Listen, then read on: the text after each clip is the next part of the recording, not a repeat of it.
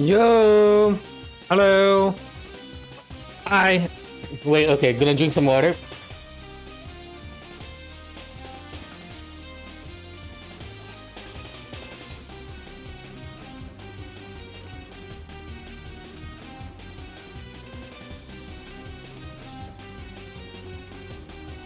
Yo! Umineko time indeed. Hi, as an if. What's up, as an if? Why? How long has it been the case? The background for the chat that makes it grayer was over the chat. So everything was much grayer. The entire point is to make the chat easier to read. God damn it. it happened in the previous VODs too, I think, if I remember correctly. Let me check. Yeah, no, it is fixed here, at least. Alright. Let's start the game without wait. I was a bit late. Here we go. Umineko chart 2. With the paint. Give me a second. The paint screen right there, a lot of info. I need to clean up things because like all of this, right? All of this, useless. Useless. All of it was useless. Like, I noted all that down because I thought it would stop at some point. I would have to figure out myself. And then Battler figured out everything, and the feed was over. So, I was right to stop and ponder, right? And write my blue theory. I was right to do that, but, I hope it won't be the case every time where you have the red text, and it just solves everything within the same scene. Because it kind of removes a point of a detective story, right? Okay, hypothetically... Wait. Gotta eat this? Hypothetically, if I got 2 big tubs of yogurt and I started eating one and it sucks, I have to eat it all before I eat. Okay, how bad is it? Like, how much does it suck? Right? Like in that hypothetical scenario, how much does it suck? Is it like vomiting it here, like genuinely fucking awful? Or just don't like it? Because like, if you don't like it much, I guess you should finish it. Depends on how big it is too. I would probably throw it away. I feel like its texture is worse. I mean, I guess it's yogurt, right? Try and just put it like in a bowl or something, and you just add some sugar and mix, and then you just eat it like that way. I did that thing with my family. It was pretty good. When the yogurt was terrible, it just fixed it. But it does mean much more sugar intake. Hypothetically, of course. Of course. Yeah, I was just speaking like hypothetically in that scenario. That would be my answer.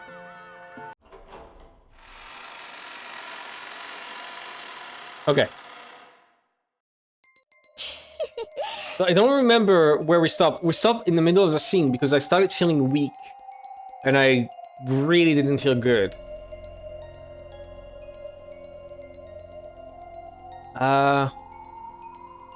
Yeah, so they're talking about, oh, they figured out... Like, the culprit is telling them to find the gold because there was gold bars on the table. Because in the episode 1, they did nothing. They didn't even try to solve it. Because, you know... The, what's the word? They had no proof that the gold was real, so they were just thinking, oh yeah, we're gonna hide. They thought there was no way, so... Alright.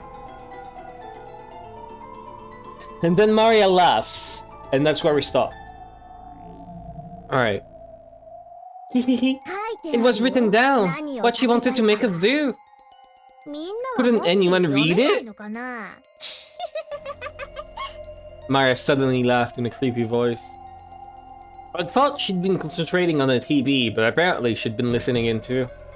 Without turning away from the TV, she very simply told us what we were forgetting. Beatrice hasn't said once that she wants a goal. All she's asking is whether you're all capable of solving the epitaph's riddle or not. Though I'll bet she's pretty sure you could never do it.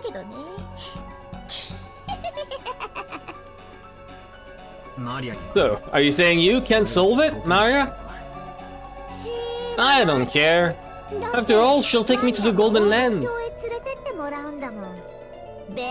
So I won't get in Beatrice's way. It's funny when Battler does it. It's not funny when Rosa does it. Like, we'll find out if it is a funny punch here. It is a funny one. Okay. Okay. Good. In any case, it looks like we'll have to ask Maria if we want to learn anything more. Maria, tell us! Who is this Beatrice? What is she planning? Are you dumb, Battler? This has been repeated like 20 times already. Like, the letter is the exact same too, right? If I'm not wrong. Wait, no. There's a second one. I don't remember it. Yeah, that's the first one. Okay. Did you think I'd be that senile to just sit around here waiting for you to come barging in? Oh. Yeah, okay. That's when Jessica came into her room and she left a letter. You know, Beatrice is a witch. She can do anything with her strange powers. The power of magic can do anything. It can even create gold or bread. And of course, it can create sweets too, right? Wait, I just remembered something that I should do, right? Because every time when I'm streaming, I keep accidentally pressing Alt or Control, which just keeps things. So, as was suggested to me, in a very clever manner, I am going to remove the keys from my keyboard, right? And if I do this, which I already did with one Alt, if I do this, I won't be able to press the button. And that way I won't have to like go back every time. It's very smart, it's very clever. Alright. To remove. God, I need to clean my keyboard.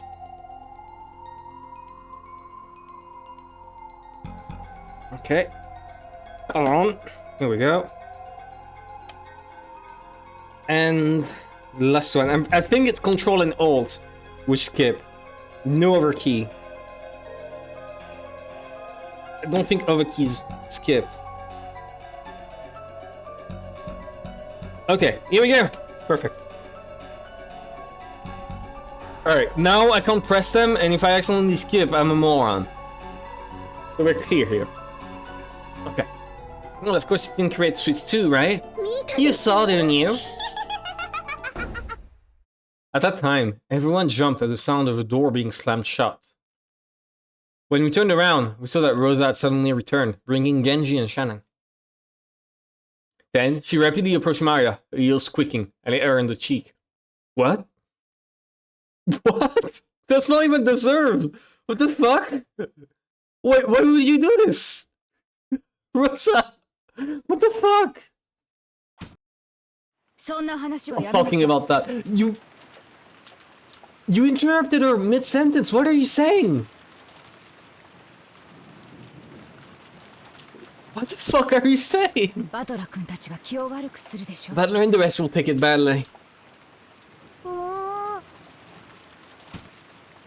Without waiting for a response, she hit Maria's cheek once more. Everyone could only stand there stunned. I don't know what "ooh" means. What about yes? She mercilessly hit Maria's cheek again. Maybe Maria didn't feel like resisting after being hit twice. She weakly said yes. Rosa, there's no reason to be so harsh. Yeah, that's why I say Battler is funny. Because like when Battler does it, it's a light tap, right? He doesn't just like get her to move on in the conversation. It's not mean in nature. This is just awful. Like, I know that when she slaps Maya, she doesn't hold back at all. It's clear. Well, yeah, exactly. It just bonks her lightly, like a little tap. You know, like a brother would do it, right? Just like tap you on the head or on the shoulders, right? But like Maya comes in and slaps the shit out of her extremely strongly. Because clearly, there's a massive difference in the force they exert, right? Which is why I say it's funny when he does it, it's not when Maria does it. Because like, holy shit, Maria is a piece of shit. No, Rosa, I mixed up their names. God damn it. Actually, no, I didn't mix up their name. Maria hits herself constantly. Rosa doesn't do anything actually. It's all Maria. She just punches herself really hard. It makes it seem like no, I'm not gonna go further into that. Alright. Rosa, there's no reason to be so harsh. This is my daughter's education. Do not interrupt. No, shut the fuck up. There's Monsieur around Rosa, Genji and Shannon standing at attention behind her, were somehow cold and yet dignified. I really hope someone stands up and tells her shut the fuck up. Please. Umineko Rosa is unreal. Umineko is personalized. Every copy of Umineko is personalized. Completely different from what she had seen before she left. She was holding onto something that looked like a gun. Again? I couldn't imagine that she'd be holding a toy in this situation. Rosa, what is...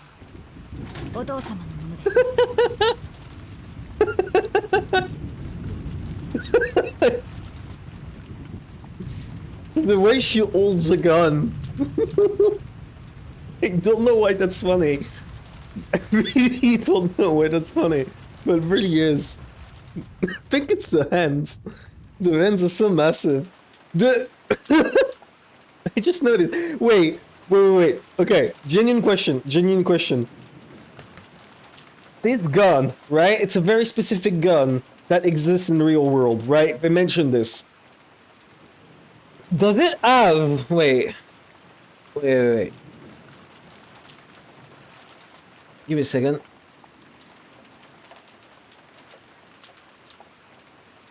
Okay.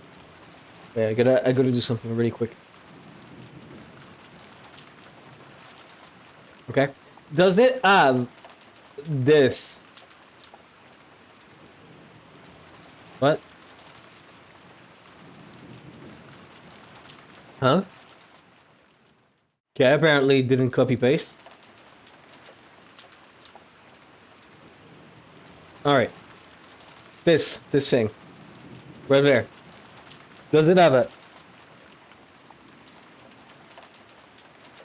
Because this looks like it was custom made to justify, like, placing the hand right there because it's just like, you know, solid.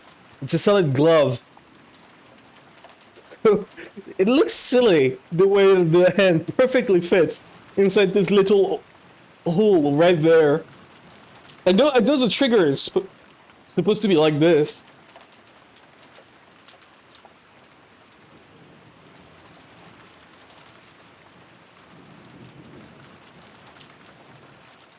I fucked up the H. Okay, no, I'm gonna... That is terrible writing.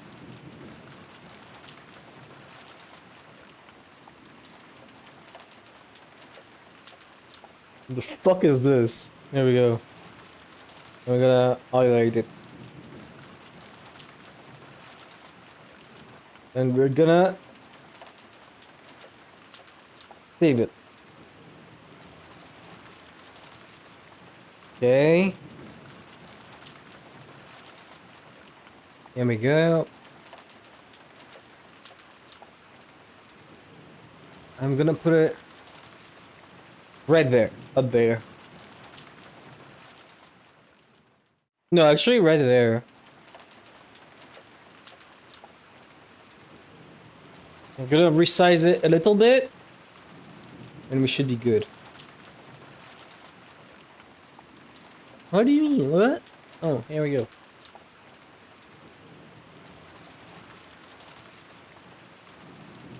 Okay, here we go. Let's keep moving.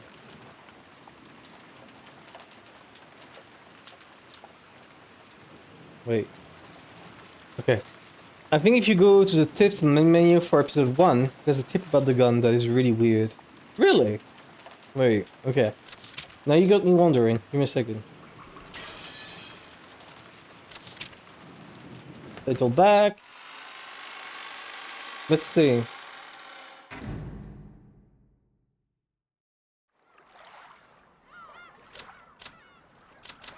Oh, fuck. Fifth. Episode 1. Wait, no, I didn't see this. The 7 stakes of purgatory. I did not see that. Okay. Stakes containing the 7 magics that represent the 7 deadly sins. They bury themselves to the desired location because they flit about at ultra high speeds and change their trajectory that will, by bouncing off the walls and the like, they have no blind spot on the target without fail. This is false. They are extremely powerful people with powerful weapons, but you cannot target pure people who have not committed one of the 7 deadly sins, or people who have strong resistance to magic powers. Wait. So... Okay, first of all, I don't believe it. Second of all, what does it imply about Hideyoshi? What's Beelzebub? Asmodeus is the one for lust. Is there sin that she had sex? What?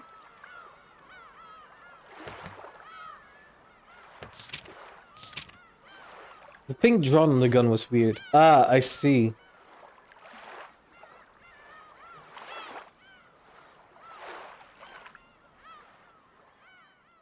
Okay, yeah, no, it doesn't say anything. But what does it mean? Right? Like, that's pretty important, actually. This fact that, like, you have to have committed the sin that hits you. Wait, no, never mind. There's 8 stakes. No, there's 7, I misread. I'm stupid. Okay. Okay, fair. So, wait. What did Helen do?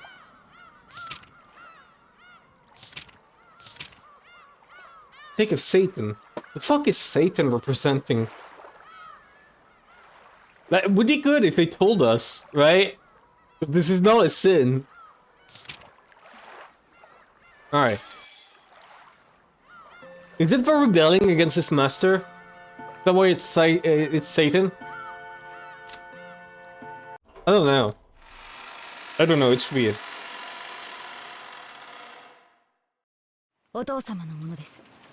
Okay, let's move on. This is father's. Because of the current situation, I borrowed it specially. Satan is wrath. Oh, because he got pissed off at her. Right. Okay, makes sense. Makes sense. So what's Beelzebub? I want to know what sin Hideyoshi committed. Right? Like that is actually pretty interesting to me.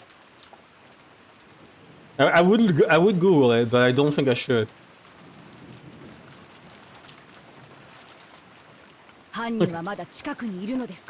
Everyone should understand, the culprit is still nearby. We don't know what might happen. Is every episode the gun going to come out? I agree. Rather than trying to figure out what the culprit is planning, it might be better to first think about our own safety. Papa was fine, but he was considerably shaken by these sudden events. Fortunately, he said he won't leave his room, so he should be safe. For now, we should all try to stay together as much as possible. I agree. We don't even know where's the culprit hiding, and after all, there's no proof that there's only one of them. Even though I said it myself, I shivered. That's right. Could a single person kill 6 people and set up such a horrible scene all alone? Yes, that's what I'm wondering too. Isn't it natural to assume that this crime was carried out by multiple culprits? Not really? I agree with Rosa-san. It's probably as good for us to stay together. It's gluttony. Oh, because he's fat. Oh, that's rude, first of all. that's rude. Alright. Yes, yes, I think it's good too. Yes, yes. Maybe it's about time we call for Milady and Kanan-san. That's right. Let's have them come down. Joel tried to grab the extension phone, but Goda shook his head. That's right. The phones are down right now, aren't they? I'll go with a couple people. If George and Goda come too, that should be enough. No. Let's all go together. Yes. Yes, definitely traumatize everyone. The wolves and sheep puzzle. If we're in balance, we'll gather together like this. Then maintaining this situation will be safest. True. The wolves and sheep puzzle? Ooh, I've got it. I'll show you. Maria, turn off the television. Genji, please tell me where Jessica's room is. Let's all go together. Yes, I will guide you. Come on, everyone. We'll move together. Yeah, I don't know what you're talking about with the thing drawn on the gun. I think it's probably on the PS version.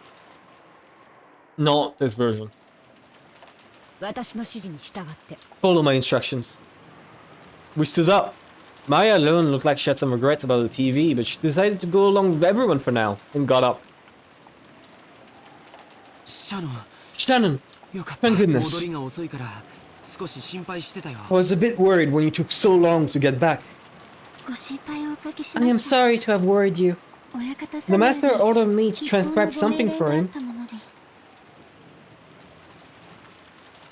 Oh, right, yeah. Yeah, I don't understand what that is. I've not seen that on any gun. So, I don't know. Does he just not know to draw guns? Does he just assume that there's like a thing covering the entire hand? Is that what it is? Transcribe? Shannon. I am sorry, excuse me.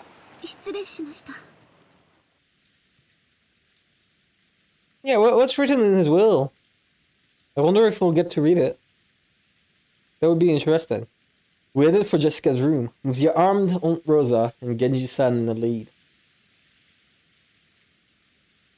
Jessica and Kanan were a boy and a girl of about the same age. It'd be sure to be a shame vouching on them at a bad time.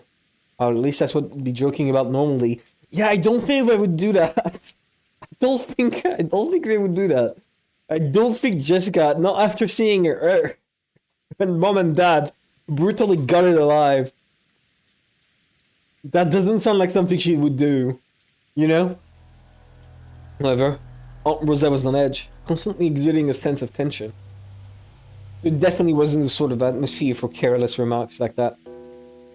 Thanks, don't fall behind! Everyone, move together! We don't know when or where the culprit might live out at us, right? No, maybe Aunt Rosa's attitude was more appropriate. Since grandfather had come down, Aunt Rosa was our leader. This wasn't a situation where she could smile like she always did. Wait! I just realized. Okay, sorry for interrupting. There's 8 episodes, and it seems that we're gonna get one character focused on at a time, right?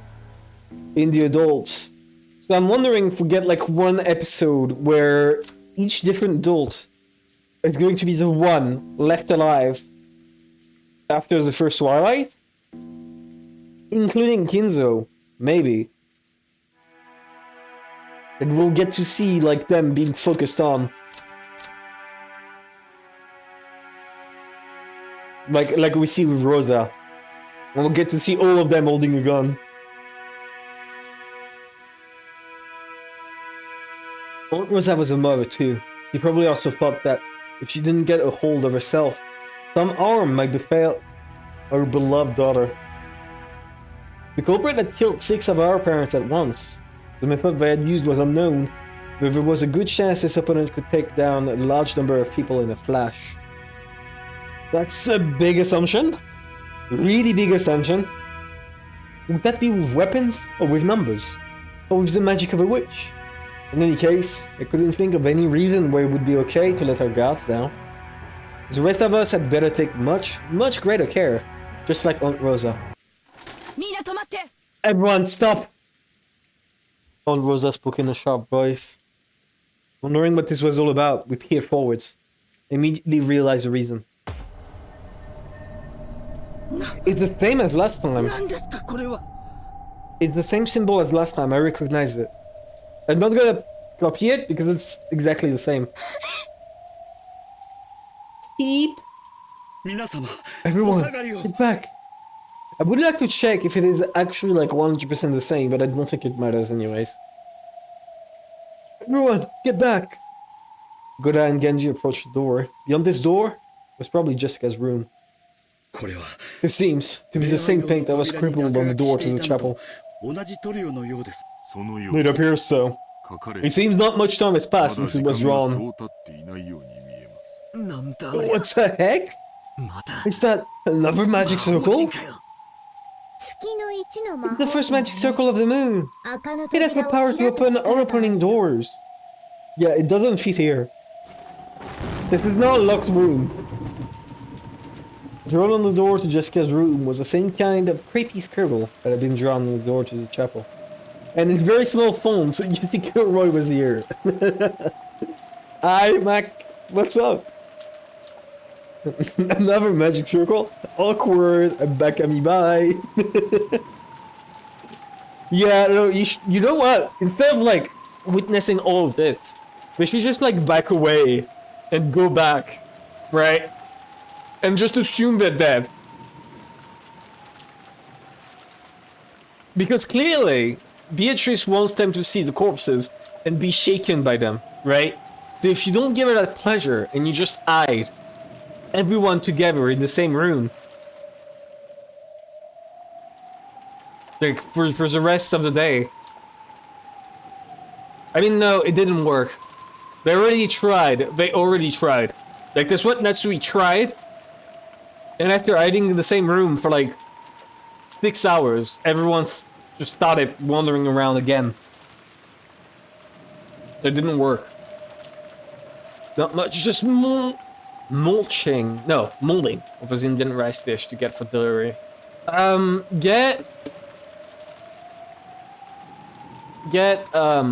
one that I really like.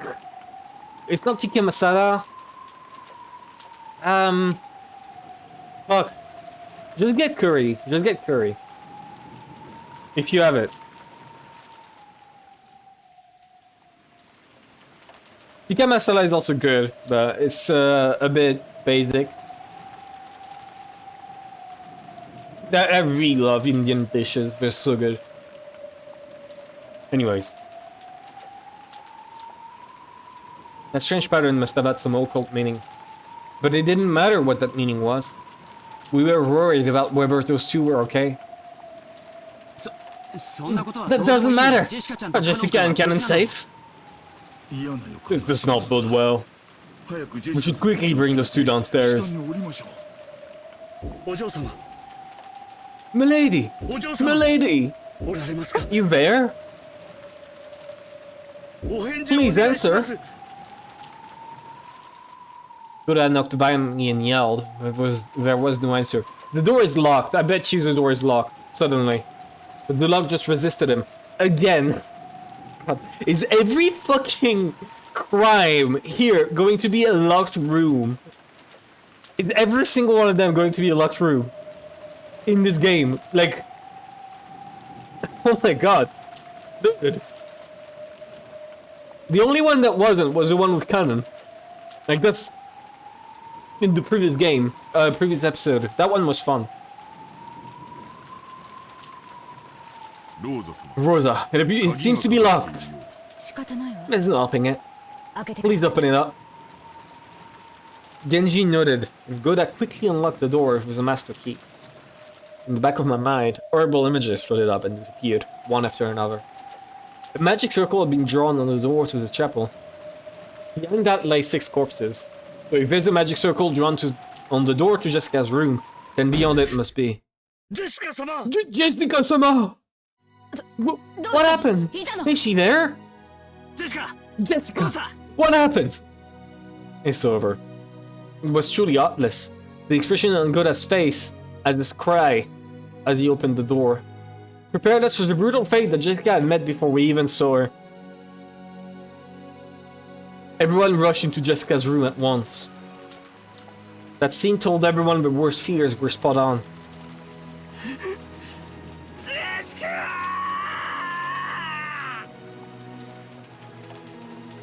That... Yeah, well, that is much tamer than I expected, but also... Wait. Okay, wait. I need to point this out. Alright? Look at this. This right here. Right?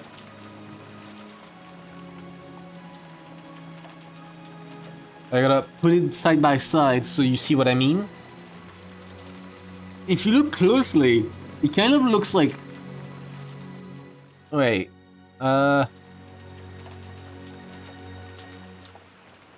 Like white of the eye around the ear, right? And then it's just pitch black everywhere else. I don't know why, but like the pupils being that dilated looks silly to me. It's much less visible than I think it looked to me. It's like this, right? I can't really contour it. I don't know why. I thought it would be funny to highlight it, and then it turned out to not be funny. It's so...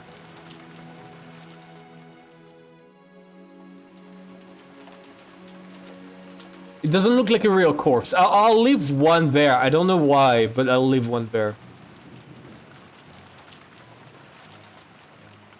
Weird face, though. Weird face for sure. The mouth is weird. So, that's what they mean. Wait. We finally get to see one of those nails. Fully. Right? We finally get to see one. I'm gonna take that, though. That one is interesting. It's interesting. I spoke French for a second. We finally get to see one.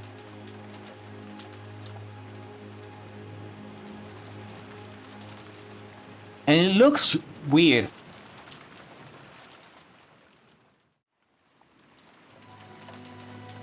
But I'm not seeing any details on it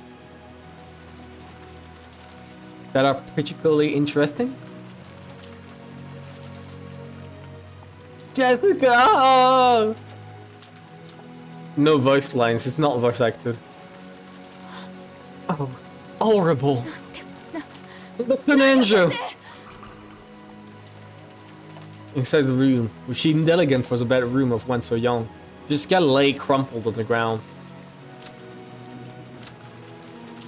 Found in her own room, in the mansion, with a weapon shaped like a stake rammed to her back. Finally, at the very end, she got to be with the person she loved. She must have been happy. I'm not sure. I'm not sure about that. Okay. There was a large pool of blood on the floor, and there was a knife or something sticking deep in her back. Was it a knife? There was a design on the handle that just had to symbolize something demonic. It had to be a weapon with some kind of occult meaning. This is horrible! He has passed away. This probably reached her lungs. Not much time has passed since she died. Jessica! Damn it! Do you like my voice acting? I put a lot of emotion behind it.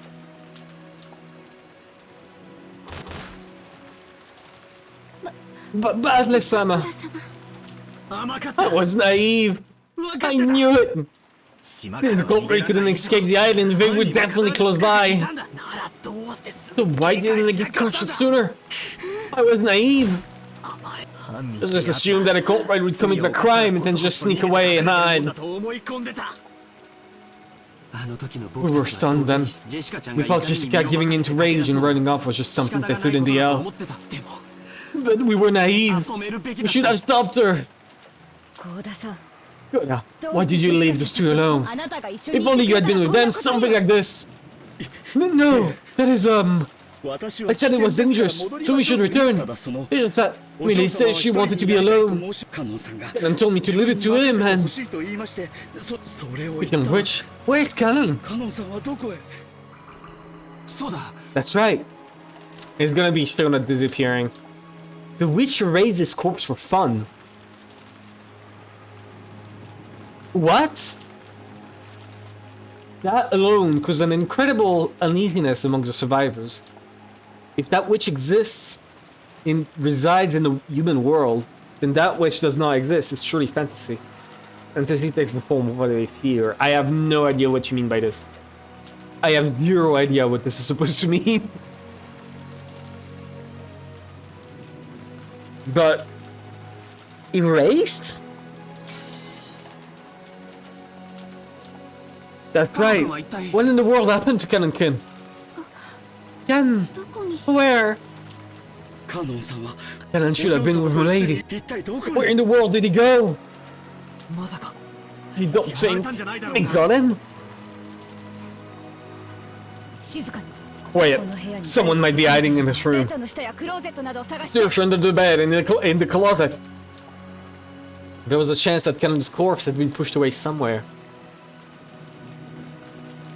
Oh, vision level? Sure, I'll do that. I can take a week off. That death. Okay. I assume that like it's the opposite reaction. A visual novel? Fuck. I guess I'm forced to do that. Because like every visual novel that I know of that is like super popular, it's like a billion fucking words. Which I think Umineko is about the same, right? You look at, I don't know, Tsukihime, it's also a million words. Every single really popular VN.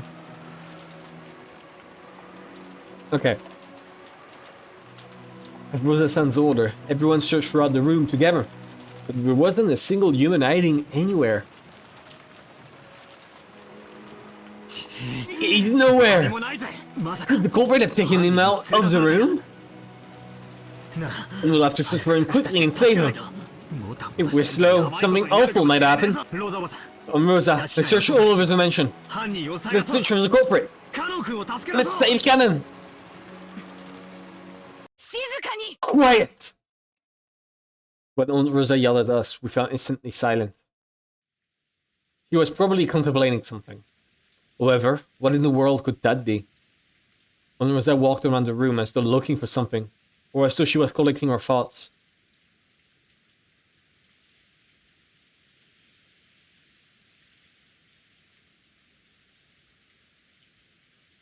Then, she found something on the side table by the bed and picked it up. If anyone knows, tell me. Which key is this? Oh, Rosa showed everyone a key with a cute mascot attached to it. Judging from his cute appearance, I didn't doubt that it was Jessica's key. But I had no way of knowing for sure. It is probably the key to this room, to Milady's room. During that, Rosa made a point of going outside the door and checking. Without a doubt, it was the key to this room. I wonder what it was set in a place like this. Wouldn't you normally keep such an important key in your pocket? Milady wasn't in the habit of locking her room. It seems she would only do it when she went to school, because she didn't want someone like Cross to look inside her room. I see. She wasn't at school, so it's natural that Jessica would set the key down here. How many keys can open this door? Just the one Milady had. This is factually untrue. This is factually untrue. Genji literally opened the door with the master key 5 seconds ago. This is factually false. Can't it be opened with your master keys? They can't open it. How many master keys are there? Are all of the servants holding them? Are there extras? Yes, we all have one. As for extras, I wonder. There used to be several, but Madame scolded us harshly, saying that they're careless, so they should have been dealt with. That is correct. There is only one held by each servant, because there are no more. Okay. Okay, I already know. You remember, right, back when there was this, this event where they described a maid that was, you know, doing a quick and dirty job compared to Shannon and others, and they name dropped her, I'm pretty sure. So I'm guessing she must be important, right? So like this is completely meta, there's no solid evidence, but I'm betting that the Beatrice we see is not actually Beatrice, but just that servant cosplaying as Beatrice, which is why that servant knows everything about the mansion, right? She knows everything about the mansion, which is why when she came in, she looked around as if she knew the place. She would have been able to obtain one of those keys, those master keys, right? If each servant has one, then the person who killed them is a servant, right? On top of that, they would be able to know the layout and where to hide and where to go and where to hide bodies and everything. They had plenty of time to, you know, solve this case, right? Give me a second, I gotta do something.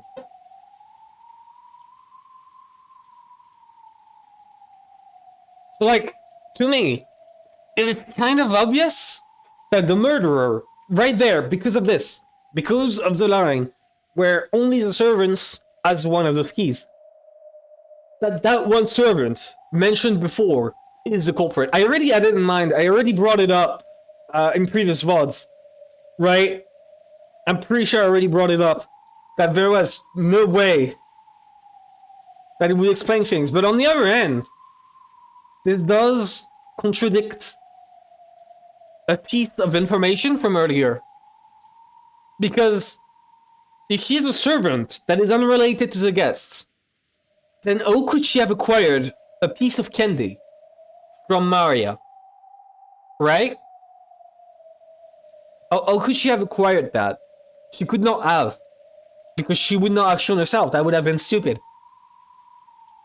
If the entire point was making Maria bewildered, she would have needed a fresh candy, and that is something completely unplanned by Rosa. So it's not like she could have prepared for that. So where the fuck would she get? Would she get a candy? But I feel, I'm gonna write it down, right? I'm gonna write it down in the blue theory.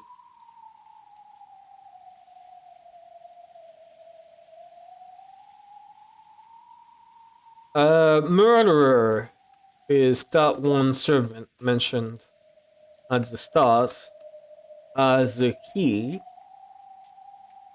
Only servants have one each. As a master key, sorry, here. I'm gonna lower the font. Give me a second. Only servants have one each. What else did I bring up?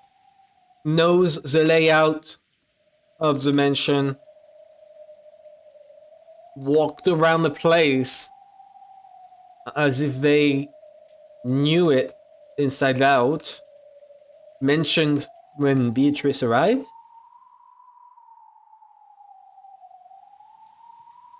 Only flaw. Where the hell did they get a fresh pumpkin candy for that magic trick? Right?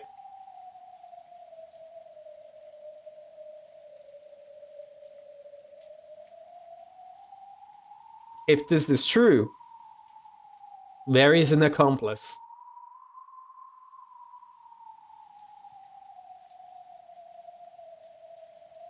Here we go. Writing it down. Slav Kitsune, what's up?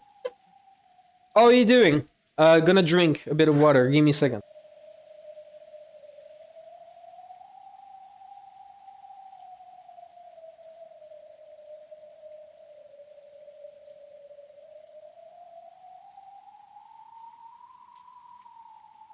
Alright. Here we go. I'm good. Good to hear. Good to hear. Very good. Oh. So I wanted to say this. We're gonna play out the scene. I'm gonna add some info here and there, depending on what they say. But I'm pretty sure about this theory. That would explain, like, I'm pretty sure I solved this. Right? I didn't solve how the fuck they did it, because I do not see what weapon that could be. Right? That stake thing.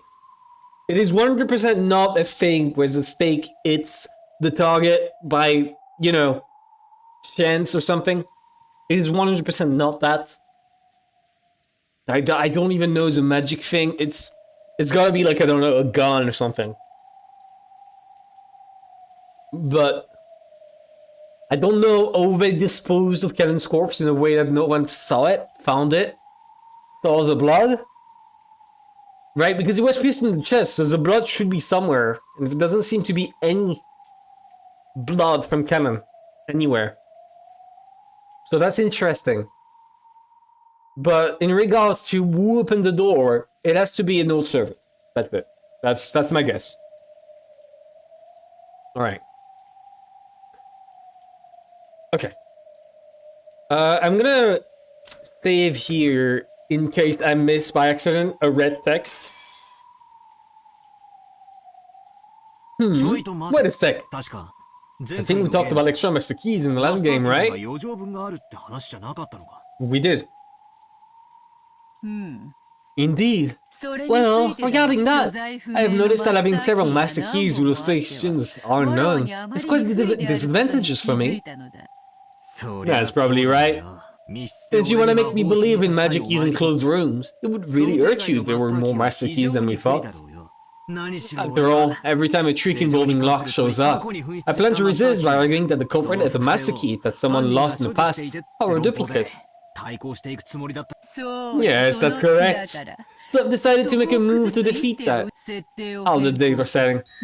The only master keys are the one held by the servants. One key each. So far, my theory is holding up. I'm gonna add this. So far, this is holding up. I think it's like a 30 here. Shit. Here we go. 30.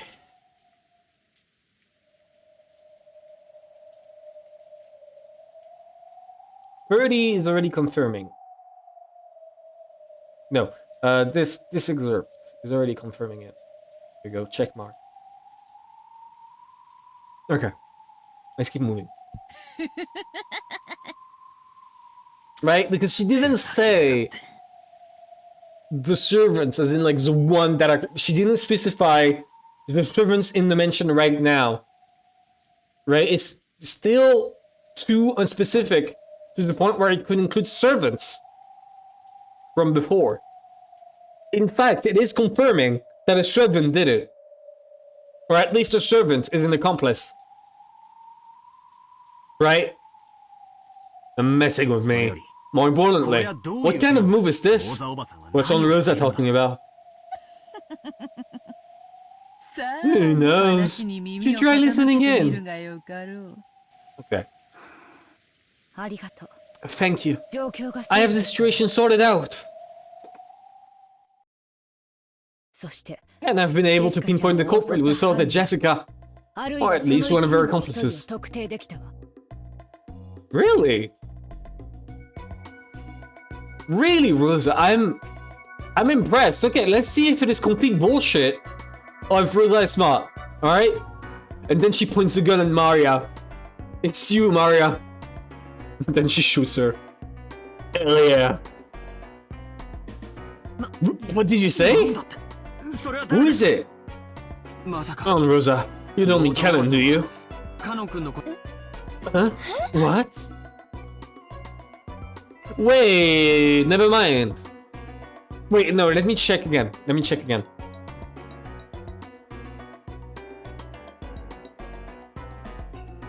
Okay, no, actually, I was like, what if they took the key of Canon? But they couldn't because of that red lie that Beatrice said. That red truth that Beatrice said proves they didn't take the key off of Canon because they already had a key. Here we go.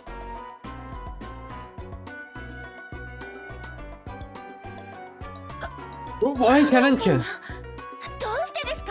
The room was locked, and the only keys that can unlock it are the master keys held by each servant, and the key Jessica had.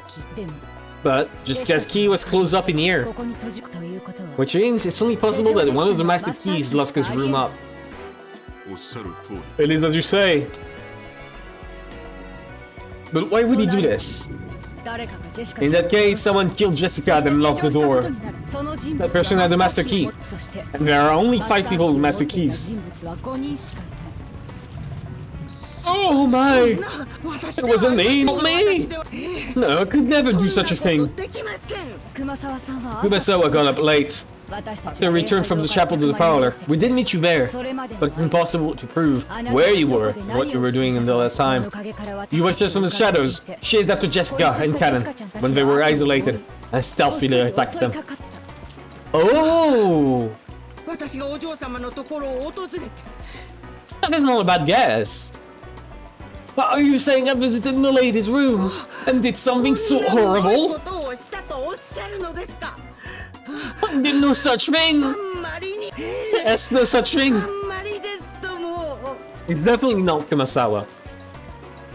There's very no way it's Kumasawa. I'll say this. It's not Kumasawa. What about you, Goda-san? You said you left Jessica in Kellen's care and returned. But I wonder if that's true. Maybe you actually killed the 2 of them in Cannon's corpse, and then came back with an innocent look on your face. Nothing of the sort happened. I, Gurwa, swear that I did not do something like that. Insert dramatic Ace Attorney music after you accuse someone. Considering she's accusing multiple people, is she just gonna shoot all the servants? It wasn't us. We were following the master's orders and... Yes, you and Genji alone are clean. That's backed up by what I heard from Father. The 2 of you were in Father's rooms the whole time, transcribing and witnessing for him. Father and I can guarantee that. Thank you very much. In that case, the argument becomes, who is more suspicious? Goda or Kumasawa? I thought that myself right after entering this room. But still, I found it strange. Look at the state of Jessica's body. Doesn't everyone think it's strange? I didn't think it was strange, but I don't think it's for the same reason. Strange, you say? Jessica was struck in the back. Why is there blood in front of her? Someone flipped the corpse around. Why did I not notice that? I noticed that there's blood missing from Canon, but I didn't notice that her blood is the wrong way around. The blood should have spilled. Why is there no blood on her back?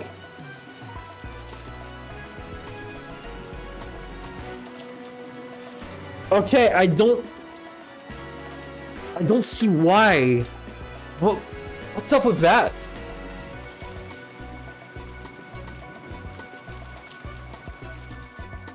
Okay. Jessica was struck in the back. Come on, they say it all the time, right? That in crimes or the victim is struck in the back, there's a high likelihood that the culprit was someone whose face was known to the victim. That's not the same thing. Okay, but I want to point it out. Okay, I'm gonna write it down. Because maybe that's relevant.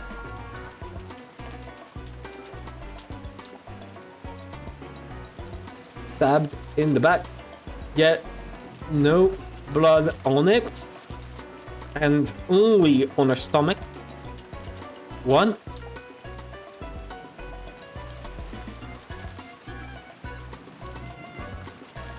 There we go. So we're thinking about different things then. You definitely wouldn't invite a person she didn't trust into her room and definitively expose her back. Rosa, you don't mean?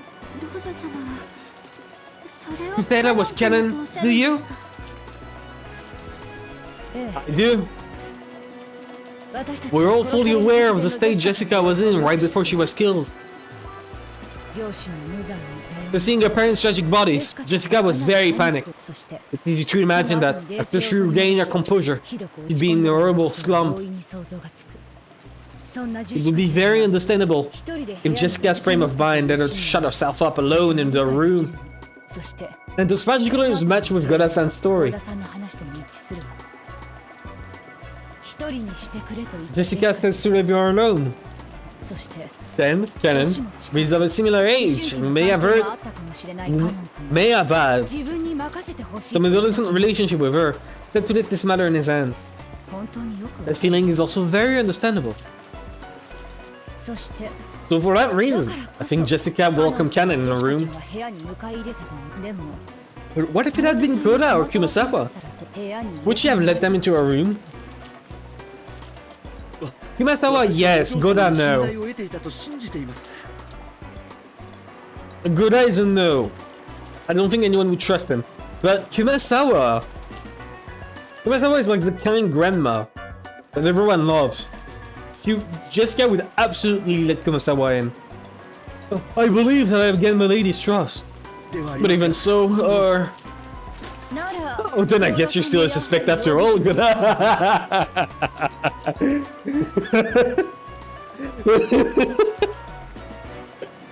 love how she's smiling when saying this. With a gunpoint.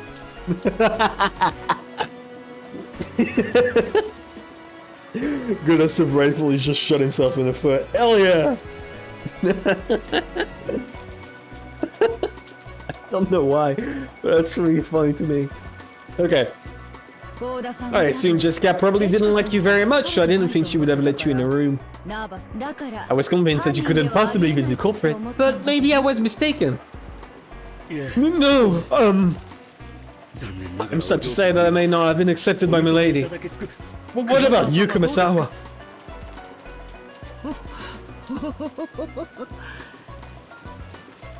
Oh, I thought separated by age to understand the feelings of a young person like Milady very well. And for the same reason, perhaps Milady never opened up her heart to us.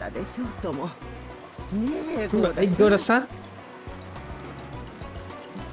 But again, this is a very fancy line of logic that they're, you know, saying, right? This is very fancy. They shot her in the back, therefore he exposed her back defenselessly. But that's not true. Simply due to the fact that the blood is the wrong way around. They made a point about showing us a picture of her death, and they barely showed us any picture. They didn't even show us Eva's death. When they show pictures, they have importance.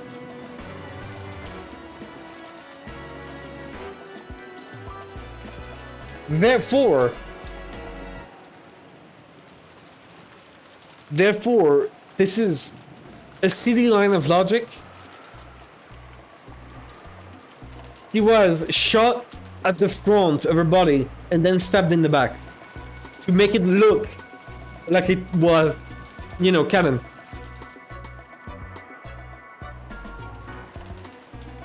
Right? Because at no point in the second Twilight does it specify where they have to be at. Right? That's the point. In the second Twilight,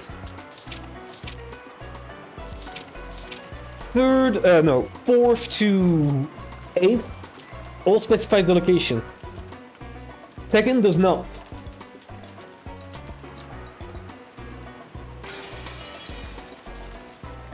So, in my opinion, this is a red herring. This is silly.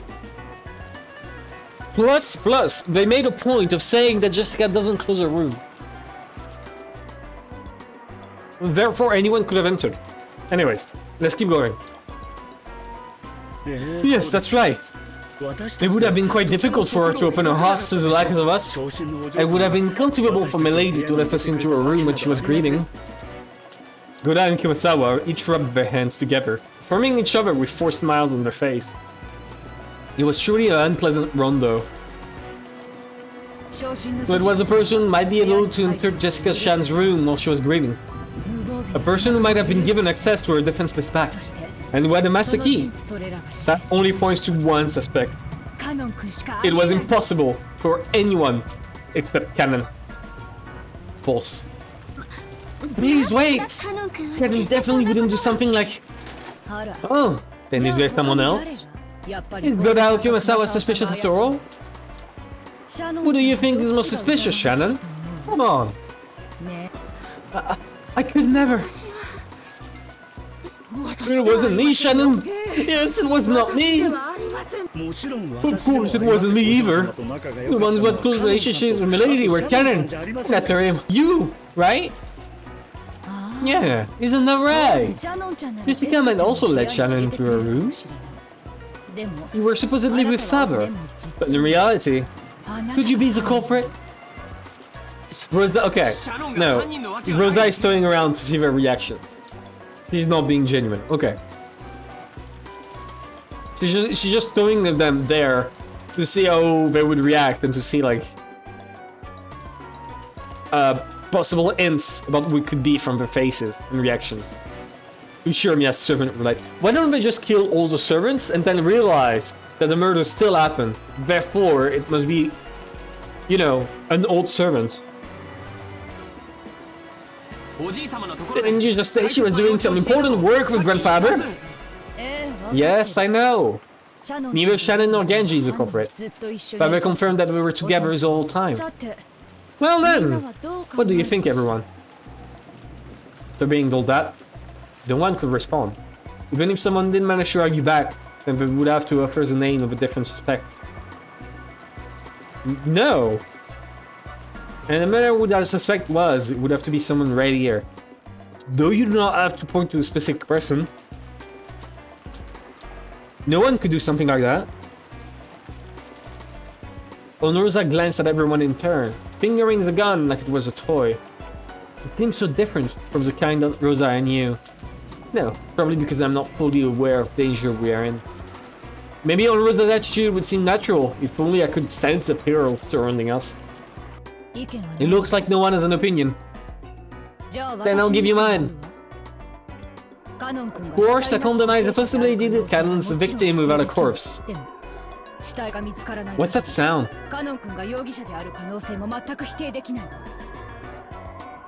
That sound effect, what is it? The sound that was appearing every time Beatrice summoned things from the outer world. So what is it doing here? That is unexpected. I definitely can't rule Canon as a suspect. There's a chance he will suddenly appear again, claiming to have been attacked by the culprit and confined somewhere. But take care. Most likely. No! There's no doubt about it. Canon killed Jessica. No way! I can't believe it. Canon did that! To Milady? That's too much! I feel the same as Shannon. カノン君が犯人だと決めつけることには I'm opposed to labeling Cannon as a culprit. ならゴーダさんと Cannon is the culprit Goda. Okumasawa. 怪しい方を教えて Tell me who's more suspicious. 私たちではありません It wasn't us. カノン君じゃ If it wasn't Cannon, then who could have locked this door? カノンちゃん How about it, Shannon Shan? ジョージ君 George. ねえねえねえね And Rosa closed in on Shannon and George, laughing unpleasantly. Of course, they couldn't say anything back. They wanted to believe in Cannon Kun. Honestly, her judgment is way too hasty. But she did say that she thinks it could be only one accomplice. So, like, in my opinion, it is not a bad thing for her to hammering the point that the murderer could still be out there, and that they need to understand that there is danger. This is not a bad move from her. Rosa is actually playing smart here, in my opinion. But if they did, they would have to suspect the other servants. The simplest culprit was a mystery guest, Beatrice. But she was nothing more than a guest and didn't have a master key. False. So if Beatrice is a culprit, despite lacking a master key, then do we have to accept the argument that she really is a witch who locked the door with the power of magic? That's a dirty argument. Okay, give me a second, I need to check something.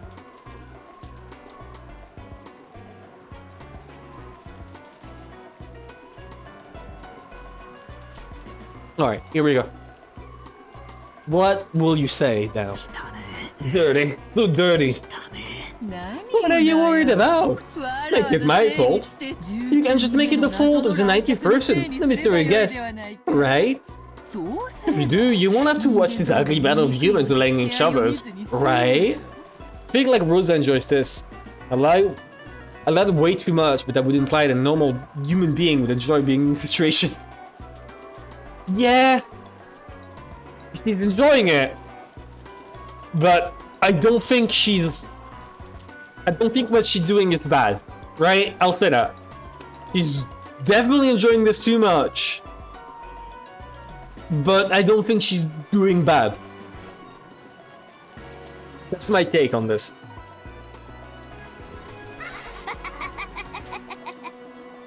Crackle, crackle, crackle. So then what? The culprit is the 90th person, the guest Beatrice. She's a witch, so she could lock the door without a key using magic. Are you telling me to accept that? Damn it. Damn it, damn it. In the last game, you learned all your weak points. So, what will you do? What will you do? You said you definitely wouldn't accept me, alright? Then, you can use Cannon as the perfect sacrifice he is. And then kill Jessica with your support versus Terry. Everything is settled here, right? Cannon is already dead. There should be no need to show concern for the dead. And you won't have to suspect anyone in this room. Damn it. I won't accept you. But Cannon being the culprit is impossible. Thank you for the follow, Yaya. Welcome, welcome. Glad you enjoy the streams. And no red truth here. I don't want to suspect anyone. However, at times, there's no smoke without fire turns out to be true. Anyway, you can never be too cautious. Dr. Nanja, what do you mean by that? Please do not misunderstand. I do not wish to label Cannon as a culprit. However, until we understand the situation, there is a possibility that he's the culprit. And I believe thinking that way is safer. Yes, that's right. You cannot be too cautious. The general consensus certainly didn't seem to find fault with Ninja for what he said. True, no one actually thought Cannon was a culprit. But unless they suspected him, they would have to suspect one of the servants here. We didn't want to do that. We didn't want to suspect. We didn't want to be suspected. That's correct. We cannot be too vigilant. I take it no one objects to that, right? Understand? There's a very high likelihood that these murders are connected to father's legend of the gold. That means the crime must have been plotted by someone who wants to keep the vast amount of gold, or several 10 billion yen, all for themselves. With that kind of money, you could play around for the rest of your life in any country. And with a motivation like that, they might even intend to kill all of us. Because she didn't have a master key, the 19th person. The guest Beatrice is removed from suspicion for the murder of Jessica alone. No. But we cannot conclude that she's unrelated to the crime. After all, it's a vast amount of gold we're talking about. I do want to point it out again, right? He could have just been a servant, like an old servant who kept a master key. He used it to enter the room, and then shot Jessica from the front. Right? Okay. I see where it's going. I see how it went. He entered the room, shot Jessica in the stomach. Upon shooting her in the stomach, he decided to make it look like it was Cannon. She probably killed Cannon too. He decided to make it look like it was Cannon. So she killed Cannon, left the keys there, like Jessica's key, to make it look like it was Cannon, because Cannon is the one who disappeared. And then, to hammer it in, he removed the stake from her stomach, laid her down on her back, like we see in this position, right? And then stabbed it in her back. Which is why there is no blood spill from that wound. And why there's blood under her. Right? He was purposefully flipped around and the stake placed behind her to make it look like she was trusting someone who entered the room. Therefore, based on this alone, it was not someone she trusted who entered the room. And based on the fact of the red truth that servant must have done it, it must have been the night shift person, Beatrice, an old servant. I'm pretty sure of that. I'm gonna write it down. Too. She was killed by a shot in the stomach. Then the stake was removed. He was flipped around and stabbed in the back, explaining why the blood is below her and there's none on her back.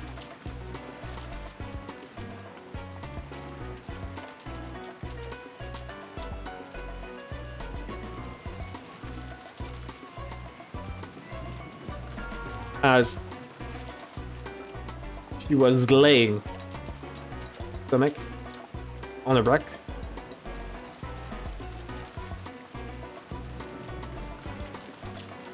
Here we go. To me that makes sense. To me that makes sense. Alright. So far, I'm pretty sure this is solved. Let's move on to the next crime. You can't deny the possibility that there are multiple culprits, true. Right now, one of the people here among us might have been bought by the culprit. As Rosa yelled, she looked around, her gun still raised. Don't believe anyone, suspect the person next to you. That's what she was saying. But no one wanted to suspect. They didn't want to suspect anyone here. That weakness in their hearts demanded an answer from those not present. There are only two ways you can be sure someone doesn't suspect. If it's yourself, or if they already know more than the corpse. The same goes for Ken. Until we catch sight of his corpse, he is the most likely suspect in Jessica's murder. So take care. Even if she's still alive, even if he smooths things over with some explanation, You definitely mustn't trust him. いいわね。 Got it. There. No one gave an answer of their own initiative. However, those who met Onrosa's eyes had to nod their heads. Humans are beings who live by molding themselves to fit society. In other words, from the time they're born, trusting each other is genetically imprinted on them. It's unpleasant to go against that. They never want to suspect someone. But if they're forced to suspect someone, they find it safest to choose someone who isn't present at the moment. For the purpose of safety and nothing more, they half-heartedly chose Canon to be the sacrifice. But what about praising the witch? The third Twilight. Okay, that's ridiculous. I definitely don't want to believe that Canon is the culprit. I heard it from Joel just now, but not only were those two close in age, they also had that kind of adolescent relationship Rosa had mentioned. Maybe a little late now, but yes, they really did have that kind of air about them. After seeing her parents' tragic corpses, Jessica bearing deep wounds in her heart, would only have trusted Canon. It was very easy to imagine. And that's why I don't like it. Canon was the only one she trusted, so she wouldn't have let anyone but Canon in. So Canon was the only one who could have killed Jessica? I just can't accept that kind of argument. わかった。 Understand? But even if Canon appears, don't let your guard down. As long as you cannot prove Canon's innocence, we will have to assume Canon is the culprit who killed Jessica. That was on Rosa's claim. By using the vague word assume, he managed to convince everyone in the end. Everyone nodded quickly. And with the excuse that we were just assuming it for the time being, they concluded that Canon was the culprit who had killed Jessica.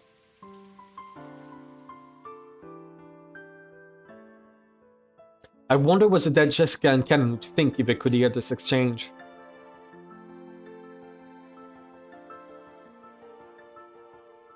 What? Jessica was crying. She was crying to the chest of the person who had put his life on the line to fight for her, Canon. It was frustrating. So frustrating that it felt like her chest would explode. She grieved and resented how far the dignity of the dead had been trampled. Oh. Are ghosts real? Are they implying ghosts are real? What? What? Okay, why are they not treating this like a big reveal? What? Ghosts are fucking real in this setting? Okay, sure, I guess. Sure, alright, let's go with it. Let's go. Okay.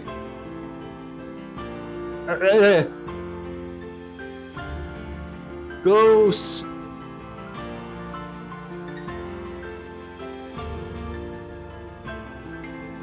Are real. Yippee!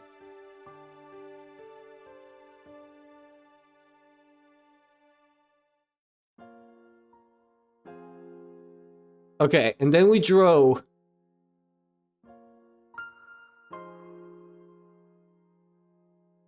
a ghost with his arms raised.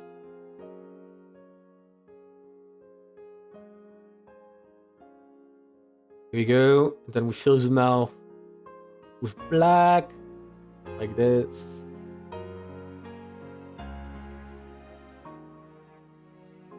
Here we go. Oh my god, that looks awful. Wait. I need to at least hide this. Make a proper ghost. I hate when it does this, right? When, for some reason, if you use a brush, it just does weird borders. It looks awful. I don't know why paint does that. Here we go. And that's a perfect ghost. And it looks amazing. It doesn't because I forgot about the mouth and the... Here we go. Here we go. Perfect. How can this guy treat Ken like the culprit? 死体が Because ないからです。 there's no corpse. 死体がないと How can they treat you like a culprit just because there's no corpse? You risked your life to fight for me, right? 使ってくれたんだぜ。それで Then, that would you raise the corpse for fun? それで For them to call you the culprit after that. It's so horrible. It's too horrible. ひどすぎる。いいんです。 It's okay. 結局 I wasn't able to protect you in the 守 end, りきれなかった。最後に but I was able to be of use to you in our final minutes. なのですから。それを Why doesn't anyone みんな分かってくれないんだよ。 understand that? やめろ、ローソン。 Stop it, Aunt Rosa! Don't call Cannon the culprit with that messed up logic. 犯人だとは言って He isn't saying I'm the culprit. 疑わしい。 He's just saying I'm suspicious. いえ、 No, 用 he's 心 saying to be careful. 言ってるよ。 He is saying it! These people are saying he's the culprit. So they can't stop thinking. They aren't thinking about the culprit who killed me is anymore. They aren't thinking of the possibility that you are the culprit. そしてこ And after this, every time something happens, they'll use the excuse that Cannon did it, since we don't know where he is. 私は Can't stand that. そんなの大いいんです。 It's okay. お嬢様だ At least she knows the truth. 信じ私だけが知っ If て only I know the truth. If only I know the truth. Pointless. 死んでわか I know it after dying. Truth belongs to living humans. 真実が If the truth doesn't remain, the dead won't be rewarded. We won't know what Cannon risks his life for.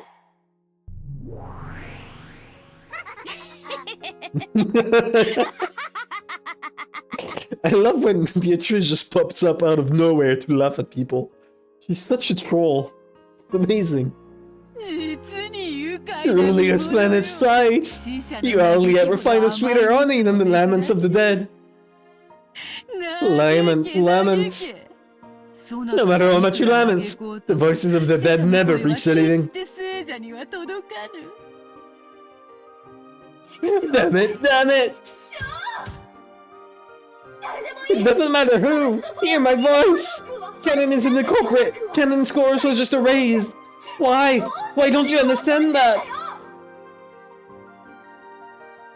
My lady. Oh fuck. I accidentally pressed the key I had removed. How the fuck did I do this? Okay, I can't sound this. It's too sad. I hate it. This way, it's like Cannon died for nothing, right? The honor of the dead means nothing unless it's acknowledged by the living. It doesn't matter who. Notice it, please. Cannon isn't the culprit. Ah, don't go, everyone. Please don't let it end like this. Don't go. Rosal announced this room would be sealed until the police came. The rest didn't want to suspect each other, so they immediately accepted that. For now, they accepted that Cannon was a culprit. Without even imagining how much disgrace that gave to the dead, they accepted it. My lady, you've done enough. Thank you. Don't go! Don't go, everyone! I'm begging you, come back! Don't leave us behind like this! Don't keep treating Cannon as a culprit! I'm doing my best to be as emotional as possible. I was considering making a career in like movies, right? But I don't know, I feel like my acting is too good, it would overshadow everyone else. So I didn't do it.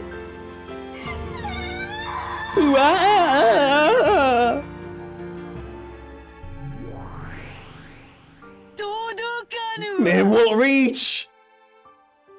The laments of the dead never reach!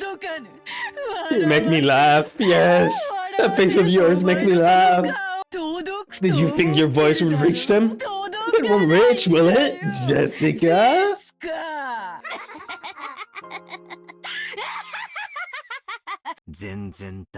It's all useless. Holy shit, hell yeah! Battler! Battler clutch! Yeah, Battler! Go on! Huh? Butler, did you say something? Yeah, it's useless. Yeah, Butler! Yeah! Yeah! The Butler clutch! Oh my god. This is why Battler is best girl, by the way. This is why. The catchphrase, it like crack. Bro.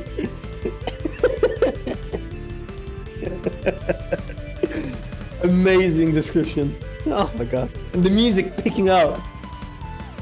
Oh yeah, Battler. Go off, pop up, queen. It's so useless. Just as everyone was about to leave the room, Battler stood alone with his back to them, still looking down at Jessica's corpse. He's gonna notice it. What do you mean? It's still useless. Do you have some objection? I agree that we've got to stay on our guards. Sorry, I'm not buying all that about Kennen being the culprit.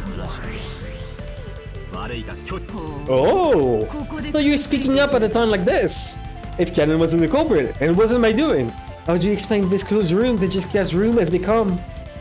To be honest, I don't even have a clue on that point.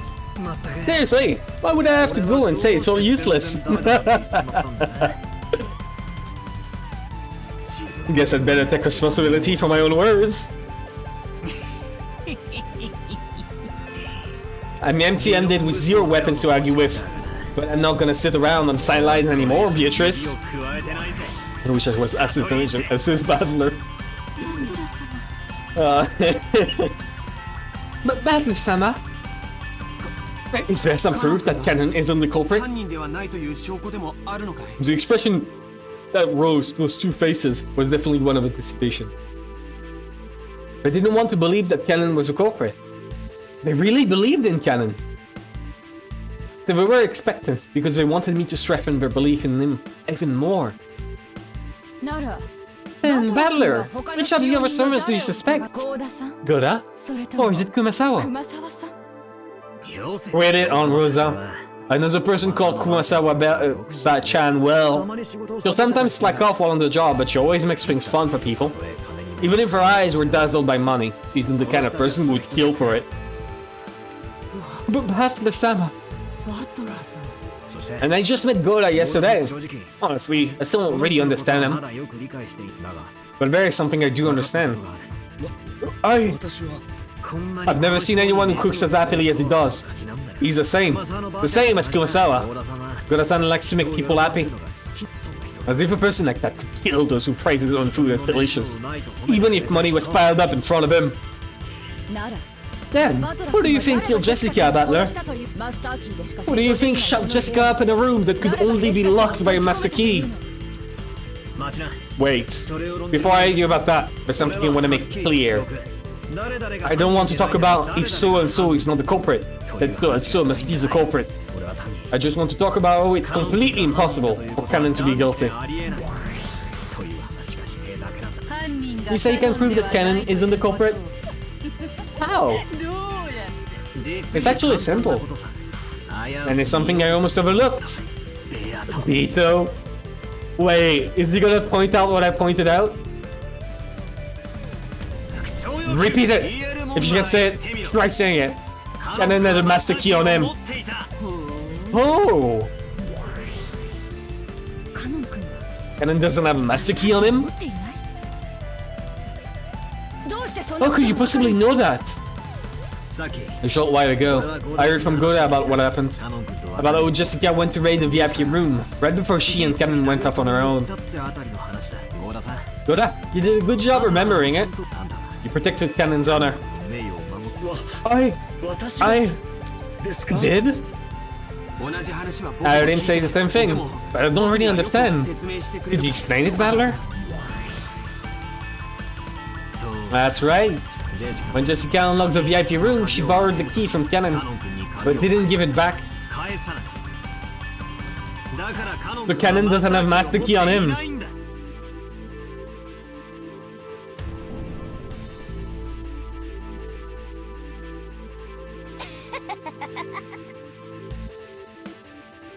But, right, so it makes my theory even more, it makes my theory even more valid.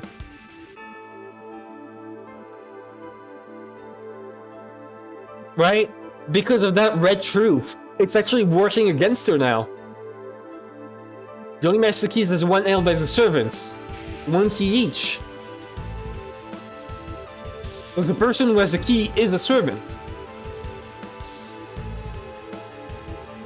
Is that really so? True, Goda had no recollection of the master key being returned to Canon. However, she might have returned it when Goda wasn't looking. Or does that prove that it definitely didn't happen? If you just search a pocket of Canon's horse, you'd be able to say for sure, but you can't. It's impossible to prove. Give me a second to ban him. Here we go. It's so useless. It's actually pretty simple, isn't it? No way. So you're saying that's why Kennen didn't have a key on him? Yeah. And to prove it, all you have to do is search Jessica. Kennen's master key should be in Jessica's pocket. Doctor, would you check for us? Indeed. Nenjo dashed up to Jessica and searched in her jacket pocket. Everyone was expectant. Please, there. Here it is. Is this it? Yes, that is a master key. Without a doubt. No, so it doesn't disprove anything I said. All it did was prove it wasn't canon. At Genji's statement, there was a small ooh of joyful voices. That's Canon's master key. I'll say it again. Canon doesn't have a master key on him, so there's no way he could have locked the door. It certainly does appear that way. But Canon was the last person to meet Jessica. The fact that he's suspicious hasn't changed. Let's give that stuff a rest. Uh-huh. Fundamentally, humans are supposed to be creatures that trust each other. But because we live in a tough world, we learn how to be deeply suspicious. So we suspect everything. We're sad creatures. I won't deny that's our nature. But the one thing I won't let you do is reach conclusions without proof. If someone looks suspicious, that doesn't make them guilty. It makes them innocent. What? Of course the world is filled with wolves. I'm not saying you should carelessly believe everyone. But if you're gonna conclude that someone's guilty, you'd better have some perfect evidence. Unless you do, don't go around accusing them based on speculation. That's was the one who brought up there's no smoke without fire. That was careless of me. I apologize. Battler-sama. Wonderful reasoning, Battler. Thank you too, Goda-san. Because of what you remembered, Ken's been cleared from suspicion. No,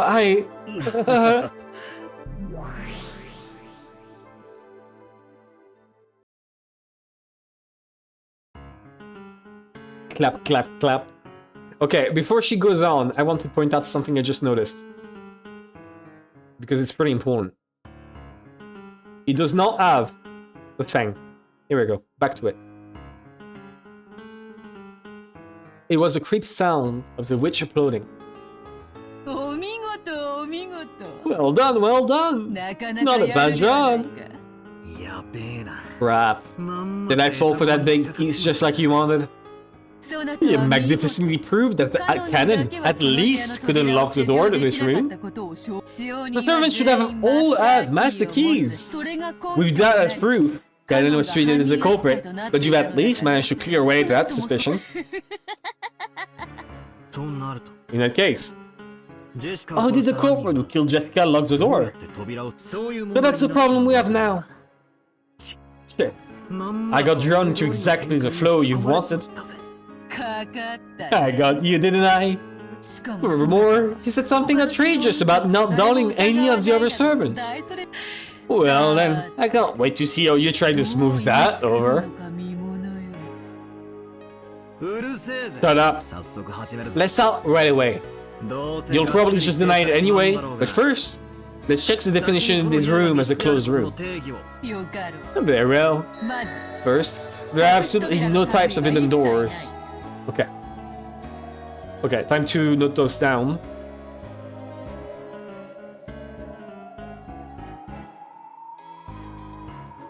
Here we go, where is it? Okay.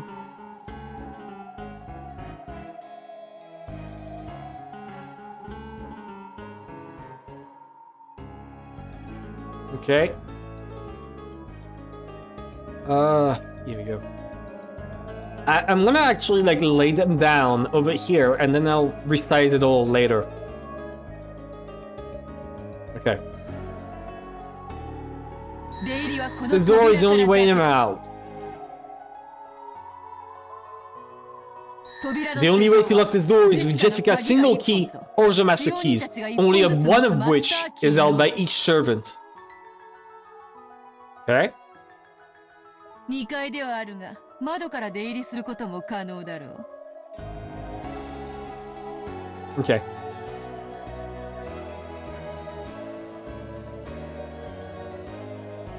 Here we go.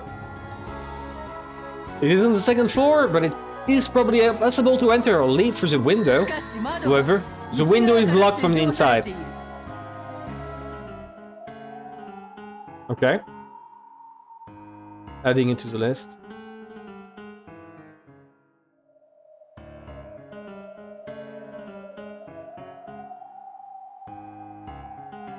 Yeah, I'm just adding it to the MS Paint. It's not really important, so I'm not showing it. Here we go.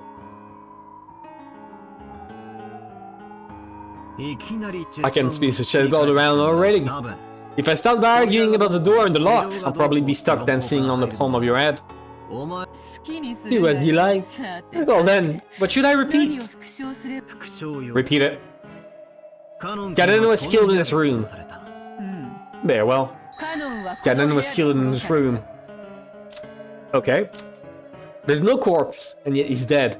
The witch said so in red. So he definitely is dead, even though there's no corpse. Okay. Adding it. There we go.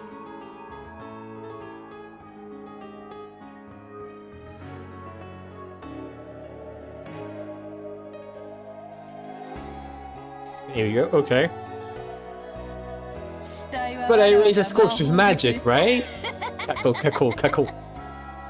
Again, repeat it. Ganon's corpse curse is in this room. I refuse. I can't repeat it. Because I raised the corpse with magic. Giggle, giggle, giggle. Yeah, figures you wouldn't say that. But it's got to be a secret hidden there somewhere. Damn, where's the mysterious point I gotta find? Did they lock it without the master key? Or did they somehow kill the Sioux while they were inside the room and it was locked? Or did they kill the Sioux and then somehow escape? I hate to say it, but I have to cover up the moat first. Repeat it. The last time it was locked was due to a master key. I also refused that. Yeah, because it would go against her idea that it's magic. Cackle, cackle. This refusing thing is really vague. I'm not gonna note down what she refuses, because she could be refusing things that are true, just for the purpose of making her idea that it's magic even more likely. The only things that matter is what she says in red. Everything else doesn't matter. She could be saying that the unicorn did it, but as long as she doesn't say it in red, who cares? I don't know if you refuse because it's impossible to repeat, or whether you can repeat it and you're refusing on purpose. Back when discussing the lock to the chapel, you completely turned the tables on me. When I have an advantage, there's no need to go out of my way to use red when it might be risky. That's all it is. I guess that makes sense. Originally, the point of the red was to counter my strange theories. Naturally, I'll use it in a way that works to my advantage. Now that I know that I've got no worry about you twisting it around, I won't use it pointlessly. Cackle, cackle. Well then, what move will you use next? I imagine a move placing suspicion on Goda or Kumatsawa will be easiest, yes? Damn. It feels like you're leading me by the nose and pisses me off. Stay quiet a bit, I'm thinking. もちろん Of course, this door is the same as the chapel. When locked, it does not permit any form of 出入 entry. りはできぬ Okay? Noting that down. さらに言うと I'll say more. 部屋の外 No から trick 鍵を使 for わず the に effect 施 of 錠する locking the よう door な from the からくりは outside 通用 without せ using ぬ your key. Okay, so you just proved it's not magic. Beatrice! You just proved it's not magic.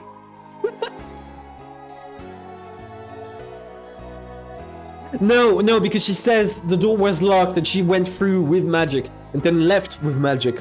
That's her point. So at no point did she lock the door. Never mind. She didn't contradict herself yet.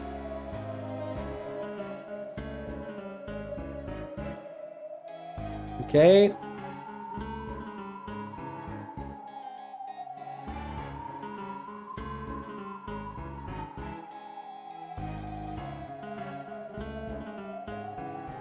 Alright. Cackle. Damn you for always using red when I don't ask for it. Time to step back to square one. For now, I've just gotta think. I'll lay out everything I know. First, there are two victims. Jessica and Ken. Ken's corpse isn't here, but Beatrice admitted in red Ken was killed. So even without a corpse, he's included as a victim. There are a few questionable points, and depending on which I focus on, my line of thought changes a lot. First, after the culprit committed murder in this room, how did they lock it? Doesn't matter. If we assume the culprit is someone with a master key, it's extremely simple. But I like to avoid that if I can, because I would have to suspect Goda or Kumasawa, or maybe even Shannon and Genji. Here, I noticed something. I was contradicting myself. I was strangling my own neck. I want to deny Beatrice no matter what. I want to raise the existence of that brutal, fickle, ridiculous witch. So I have to explain everything with humans, not magic. But that also means suspecting some human. I don't want to suspect anyone. Of course, there's some clear proof. I'll have to believe that the person in question is the culprit. But until that happens, I don't want to suspect people. Am I just naive? Am I just a kid who doesn't want to have my feelings betrayed when those feelings tell me that this person at least could never commit murder? I want to deny that a witch did it. And I also want to deny that a human did it. Yeah, you're being silly here, Battler. I don't even know what I'm doing right now. Cackle. In the first place, the only victory condition in our game was whether or not you could deny my existence. Even though I alone put you at a disadvantage, you've increased the number of victory conditions all by yourself, making your own victory harder. It's just as she says. If I just argue that someone with Master Key did it, this closed room can be broken easily. However, the number of keys that can open this door is limited. And since it's clearly known, who has them? Using that argument means I'd be suspecting someone I know well. In fact, have I just been averting my eyes from the truth? Even while attacking that closed room trick in the chapel, which was exhilarating to destroy, I proposed that someone stole the key from Maya's handbag and returned it. If that theory is right, then the question becomes who could have stolen the key from the handbag? Maya's handbag was probably most unguarded while she slept. In that case, in addition to me, George and Jessica are also suspects. So George Jessica is a culprit? Or maybe an accomplice? Yeah, they definitely have an accomplice. All of our parents have been killed, right? And yet, one of us consented to that and assisted with the crime?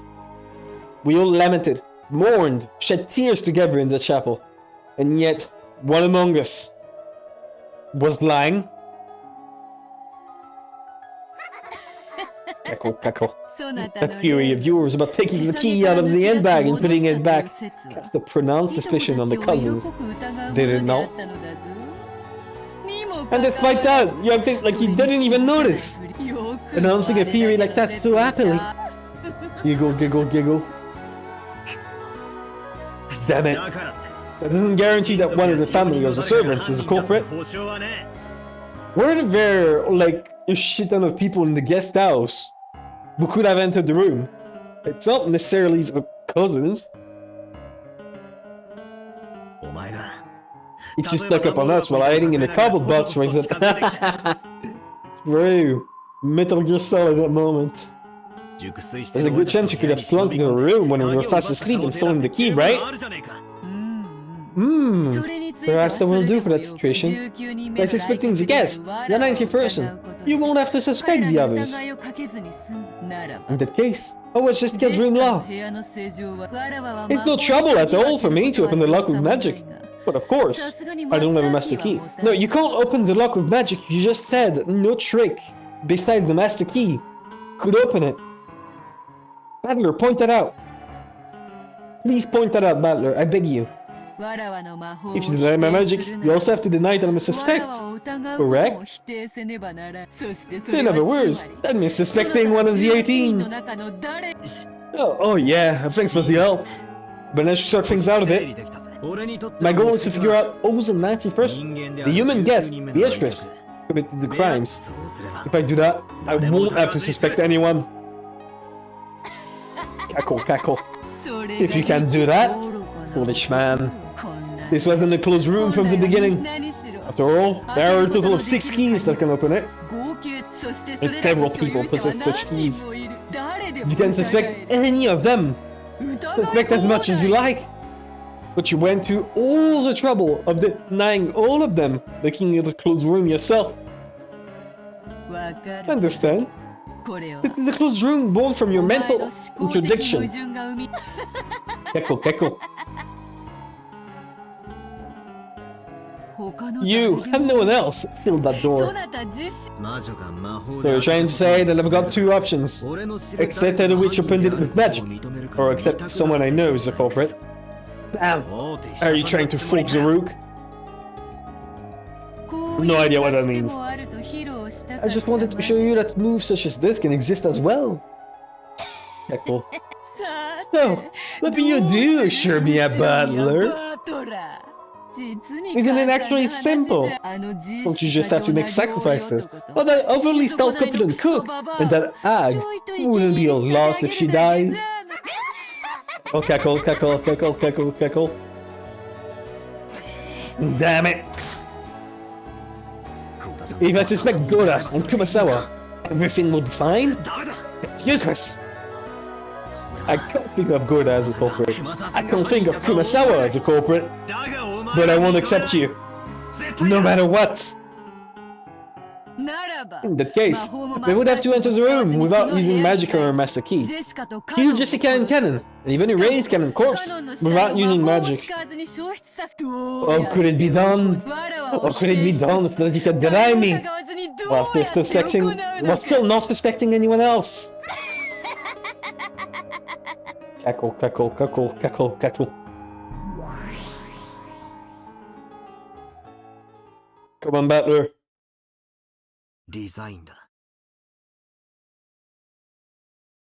No!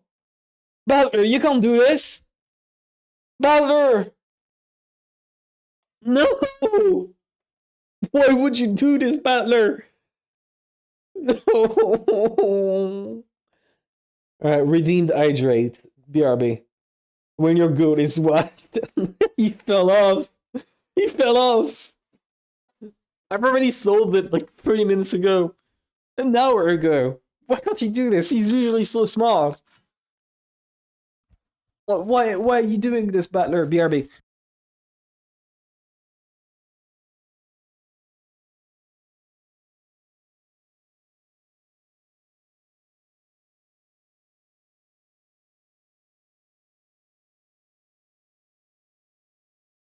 Battler. Please, Battler. Please. Get yourself together. It's time. Wake up. Huh? Battler, what did you say? I give up. I was able to prove that Cannon couldn't have locked this door. But that doesn't mean I've managed to figure out who killed Jessica. Okay, he's not resigning to Beatrice existing. Okay. Okay, he's just giving up for now. Alright, fair. No, that's more than enough. Cannon say... Thank you very much. No need to thank me. After all, this means you're under suspicion too, Shannon.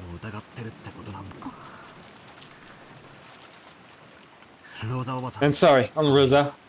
It's not like I wanted to resist you. I don't want to die, and I don't want to find Dad and the rest true enemy. Sorry for saying that was something that was incorporated.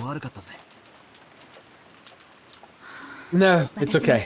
I was also a little rash. Let's make up. As an aunt and nephew, we have to stay on good terms. Right? When Rosa shifted the gun to one end and held out her other, I reached out, and for the time being, we shook hands. And then I stole her gun. Rosa's gaze was sharp. In order to deny the witch, she would sacrifice anyone. That's what her eyes told me. And me? I denied the witch, but I wasn't prepared to lose anything. I was probably the only one who seemed to be fighting the most, and yet, the one who was most separated from reality. Yeah, everyone else is just letting this happen. Okay. 2 hours, 3 hours, 4 hours, 5. Okay. Nothing happened for 5 hours? That's impressive. So, how did you fuck up? How did someone get separated from the rest? With Jessica's death, it became certain that okay, the culprit was hiding somewhere nearby, and that they would come for our lives if they had a chance. According to Genji, when tomorrow morning comes, the boat should arrive. The boat and the radio. We would probably be able to contact the police directly with that. All of us gathered in the parlor, decided to wait quietly until tomorrow. I proposed that we should search throughout the mansion for clues about the culprit, but Reza rejected that, saying that if we managed to corner the culprit, or maybe provoke him, it might lead to a third murder. True, but this is exactly what happened with Natsui. You're doing the same mistake. That was probably the right thing to do. If a bunch of amateurs like us investigated, there's no way we would find anything. It would be wisest to focus on protecting ourselves without doing anything unnecessary, and leave it to the police, starting tomorrow. We'd been tense at the beginning, but other than Rosa, most of us had spent all morning watching TV and getting bored, so our sense of danger had faded considerably. Exactly! That's the issue here. When you thought about it, yes, 6 adults certainly had been killed together in the first murder. But that made it seem like some back-ended method, like poison, was used. Was that in the back? Okay. And for the second murder, we figured that those two became sacrifices because they'd been unfortunately isolated from the rest of us. From this, it was possible to imagine that the culprit wasn't a large number of adults, and that they wouldn't be capable of killing this large group gathered in the parlor all at once. Right now, in this parlor, there's George and me, Maria, Aunt Rosa, Genji, Gura, Shannon, Kumasawa, and then Dr. Nenja, for a total of 9 people. 9? But how many are left? 1, 2, 3, 4, 5. Aren't there supposed to be 5 alive at the end? So why is there 9 left? Oh, Kinzo! Right, Kinzo is in the study. Right.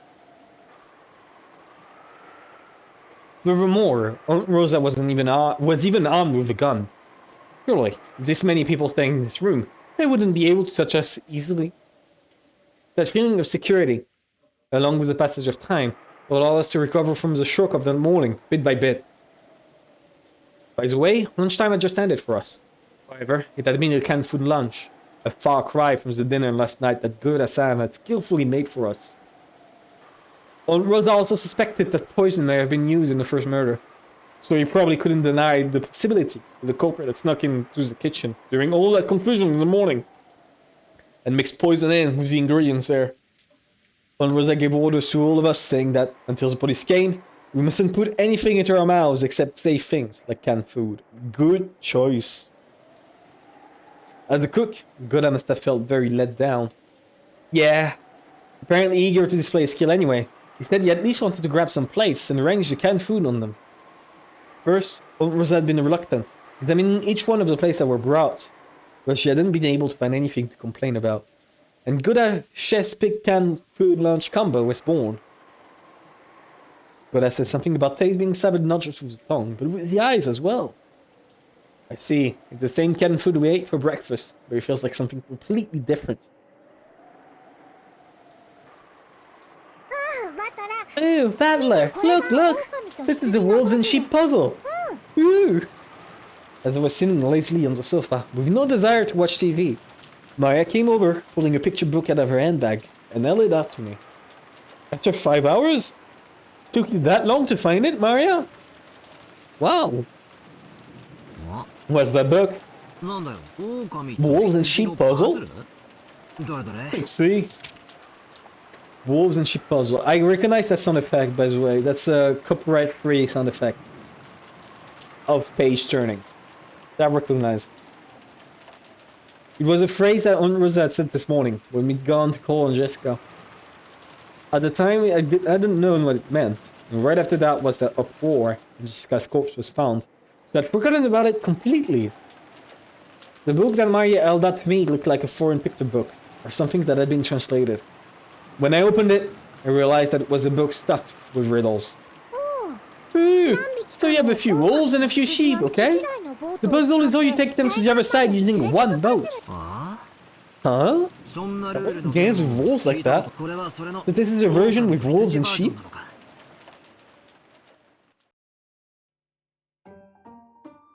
It was a very simple puzzle, I found from long ago. Let's try posing a question.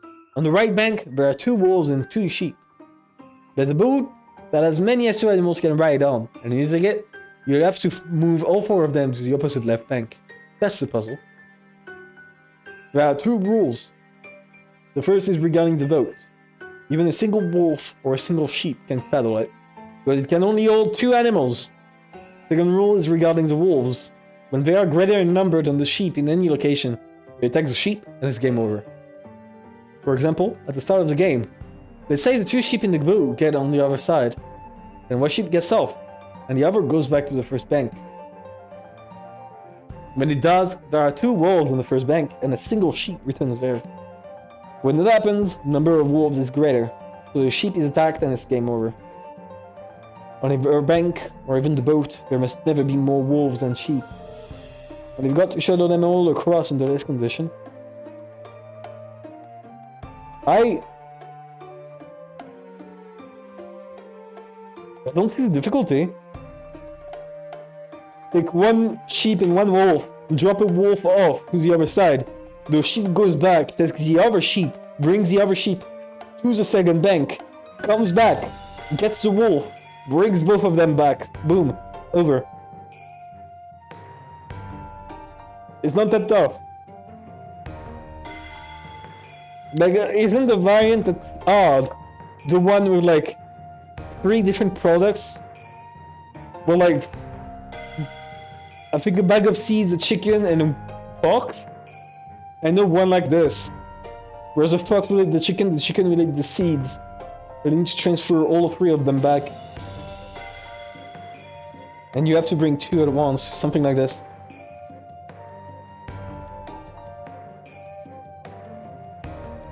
Anyways, let's keep moving. Let's keep moving. I don't know. This one seems simple. By the way, the right answer is to move both walls. Really? Yeah, I guess. That also works.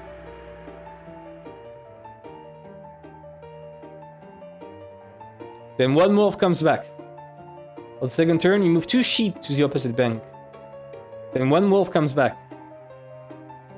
Then on the third turn, you put that last wolf that was on the right bank onto the boat and cross to the opposite bank. Congratulations, transports. Okay, so I guess it's because one wolf, one sheep doesn't work either. In which case, what I said is wrong. But wait, there may be the same number of wolves and sheep in the boat or on either side, but that isn't a problem. Okay, well then. I'm confused. You only lose when the number of wolves is greater. This book uses wolves and sheep as an example. But lots of people probably know of this game using different characters. It looked like Mario wanted to test whether I too could solve the puzzle she knew how to solve. And she kept showing me different pages, saying, solve this one! And this one's hard! So what was happening when Rose first mentioned this puzzle? That's right. When we decided to go and get Jessica, we talked about how many men should go. And only Rosa mentioned the wolves and sheep puzzle, saying we should all go together. Wait a sec. That could only mean one thing. She's suspecting someone. Only Rosa was saying that there was a wolf among us. Oh my god! No fucking way. Reference to the wolf among us from Telltale. The game released in 2012, if I'm pretty sure. That is actually a pretty good game. It's one of the Telltale games that is like genuinely pretty good. And I actually recommend playing it. Compared to the rest of the Telltale games that are absolute dog shit, this one's actually good. This is the reason why we're famous in the first place.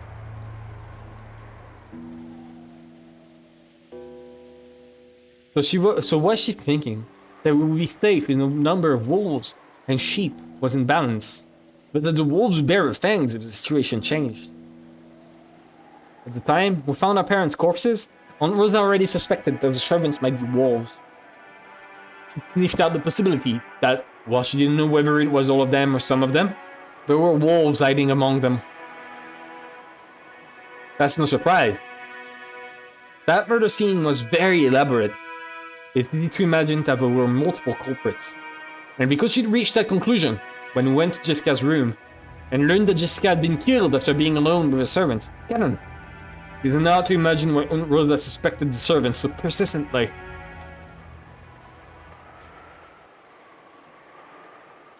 New servants! Goda is going to the kitchen to clean the dishes. Just in case, would you please all go with him? My apologies, everyone. Let's go as a group. Shannon, Kumasawa, we're going. They're absolutely getting killed. Yes, coming! We should all go together. Why is she begging on this? Because she wants the servants gone. Okay, that makes sense. Well then, George, excuse me for now. Yes. Here. Aunt Rosa, could I go as well? I'm sorry, but will you remain here, George? There's something I want to talk to you about. Is that so? Sorry, Shannon. Anyway, take care. Don't be alone. Yes. I'm sorry, Dr. Nanjo. I wanted to consult you about something. Yes, what could that be?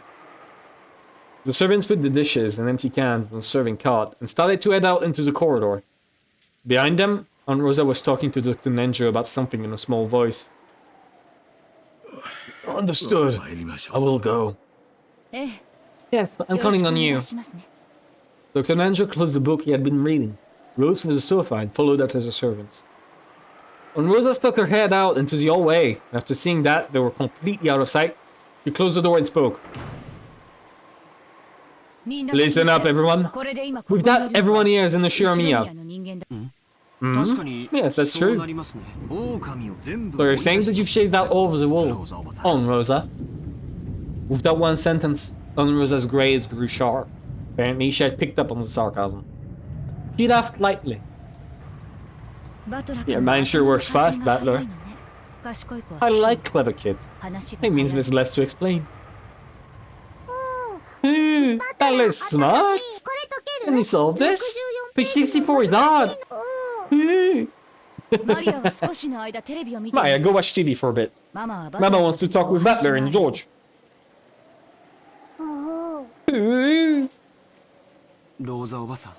On Rosa. About the puzzle from Battler. I don't think it's wrong to be on a guard, but I also think there's such a thing as being too suspicious. Whether there's a real culprit, it's Beatrice or not, there is reason for us to suspect that the servants are in on it. In the first murder, where Nissan and the others were killed, they were treated very brutally, right? Did that look like something that would have been done alone? No. Maybe the mystery guest, Beatrice, worked all night and did it all. And what about the master key in the door to Jessica's room? Isn't that proof that one of the servants was involved? Only the master key could have locked the door to Jessica's room. So we can only suppose that one of the servants did it. No. Wait. Spin the chessboard around. That's strange, Aunt Rosa. After killing Jessica, why would the culprit go to all the trouble of locking the door? Exactly. The fact that it was locked made it inevitable that the owners of the master keys will be suspected. There was no reason for them to go through all the trouble of locking the door. That's right. It's just as Butler says. There was no need for them to go through all the trouble of making themselves look suspicious. Yes. That's an interesting thought. Of course, I also thought that. If that's the case, then the person who locked it wanted to cast suspicion on the servants, and locked it without a master key. But that's impossible. Right? That's right. If there existed some trick that could lock a door without a master key, that would make this a great disguise for casting a doubt on the servants. If the culprit's goal was for us to isolate ourselves from the group so that they could attack us one by one, this trick would also be effective at giving rise to paranoia. But there was no way to lock that door without using a master key. How can you be sure that there's no way to lock that door without a master key? Isn't that the devil's proof? Like Rudolph Nissan was talking about earlier? You see, Rosa, there is a person in my head speaking to me in red. Out loud, somehow I sense that the words are red. Despite being air frequencies. But it's complicated, Rosa. But she says things and then I can trust it absolutely. And then I forget about it. But kind of? I don't know. Look, Rosa, you have to believe me. Maybe it was locked by some method we can't think of. Even if we can't think of a way, we can't deny the possibility of some unknown trick being used. That's true too, I guess. So, is that it? No smoke without fire again? I don't know the practical details of the trick, but I have a general idea. My apologies, but if we make the assumption that Cannon was a culprit, it can be explained extremely easily. Even as to why there was no corpse. Huh? But Cannon didn't have a master key, right? Putting aside the other servants, at least Cannon shouldn't have been able to lock the door. I see. So that's why you told us to search in the closet and everywhere else, right after we entered Jessica's room. I want to point out something, but I'm gonna wait until the scene is over. It's been stuck on my mind for a while. Oh, Rosa, your mind works faster than I would have guessed from how you normally act. The brain speed of a little sister is always a big sister's -1. Right now, there's no one I need to worry about offending, which is certainly a relief. God realized she was referring to Aunt Eva, and seemed a little uncertain about how we should take that sarcasm. I'm sorry. Could you explain it so even I can understand? Captain's master key was in Jessica Chan's pocket, closed up inside the closed room. After the door was locked, it should have been impossible to put it in her pocket from outside the room, no matter what trick he used. That's not it, Aniki. If it was done the way old Rosa's thinking of, this trick could only be used by Cannon. Plus, the door could be locked without using a key, while the master key was still in Jessica's pocket. It would also result in his corpse disappearing. How? 鍵なし How could he lock the door without a key? 簡単よ。 It's simple. ジョージ君だって George, 帰宅したら when you return home, you lock the door, right? つまみを You ひね twist the knob, click, and you're done, right? Huh? Could it be? いや No, but カノン君の Kennen was nowhere to be found. 兄貴にも It looks like you've got it, Aniki. That's what Onrose was searching the room for. You were searching for Kennen, but locked the door from inside and stuck the key in Jessica's pocket. Before hiding somewhere, waiting for us to walk right past him. It was the simplest kind of closed room trick. It meant him hiding inside the closed room after the murder was committed. Then, all you had to do was get out after those who discovered the body left. And the closed room murder would work perfectly, which is exactly what happened with Eva and Hideyoshi. When we searched that room, we didn't find anything. But for all we know, that room might have had a hidden passage that only the servants know about. We don't know where such a thing might have been hidden, but we assume there was such a passage. We can conclude it was impossible for everyone but him. Why are we going over this? We already got the red truth. It doesn't matter. Yeah, okay, they're gonna say the exact same thing. Well, about that line of reasoning, I thought of that too at the very beginning. It's the kind of reasoning I hate most, so I wanted to destroy it right at the start. Cool, cool. Kennen was killed in this room, right? You apparently suspected that Kennen was a culprit. So we made me repeat this, to destroy the facility right after that. Yes, yes, I understand. Okay, cool. But this is what I thought next. I made a theory where there were actually 3 people in that room. Jessica and Kennen were victims. The culprit, the guest Beatrice, was also there with them. You wanted to make it the human me who committed the crime without using magic? I see. That is a theory that suits you perfectly. Giggle, giggle. I guess that you killed us too, then locked the door from the inside. And that you carried Kennen's corpse away using some secret method that normal people wouldn't notice. In other words, you used a secret door to escape. But you told me it's in red. You said no kind of hidden door existed in that room. Indeed, there can exist no secret passages that you all are not aware of. Was it Nox who said it, or was it Van Dyne? It seems that in mystery novel, there must never be hidden passages. I simply followed that etiquette. Even without having to thoroughly search the room, a famous detective could conclude that no secret passages exist. Humans playing detective, that's it so easy. Damn you, talking so big. Thanks. Thanks to the mighty witch being so diplomatic. I get to conclude that the room had no hidden doors without searching the whole thing. Indeed. There had no hidden doors in this room. This was already said, right?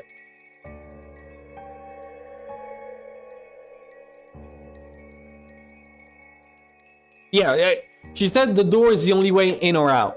She did not...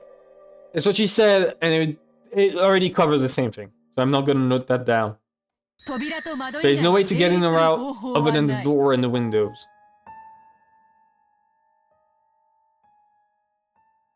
Yes! Ah, yes, but it's already been said. It's already been said.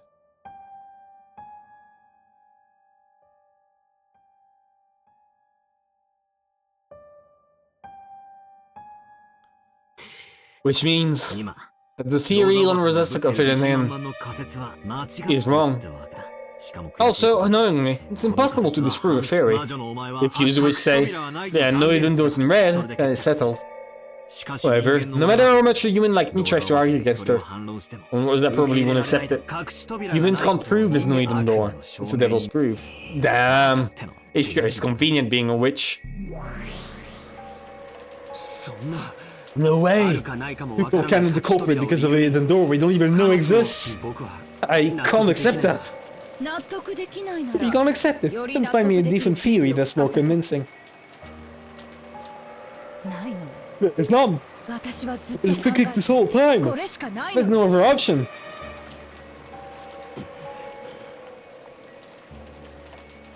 George, you and Shannon are close, right? I imagine that's why you find it so hard to accept that all the servants are culprits. Even I don't want to believe that Shannon is in league with the culprit.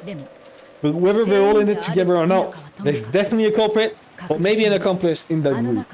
That point alone is something you absolutely need to understand.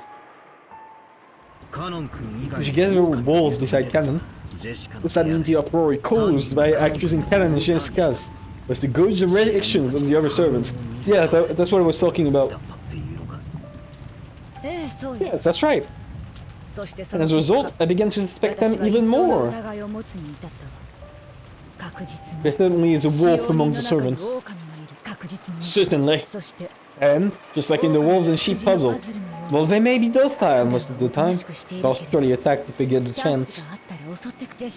This guy was a lone sheep on the boat. In Maya's version of the puzzle, they may not attack them with an equal number of wolves and sheep. But our puzzle is different. Depending on the situation and the number of people, they'll attack even if there is a balance. It's like when Jessica was killed.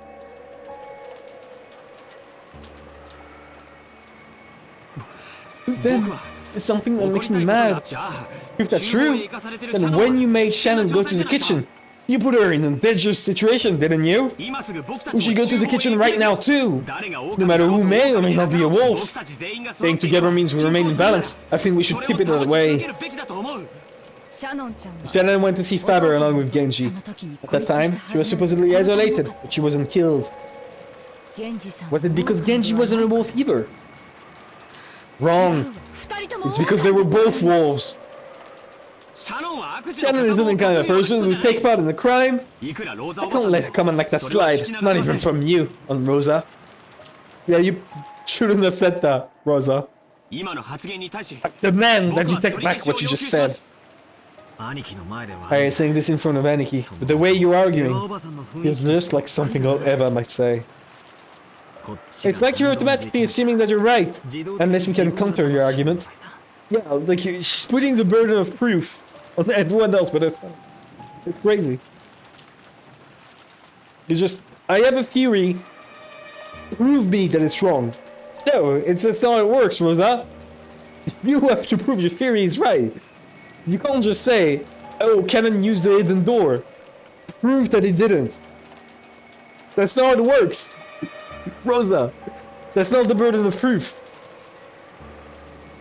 Like, I swear to God, it's so funny when you see people completely ignoring that, like IRL.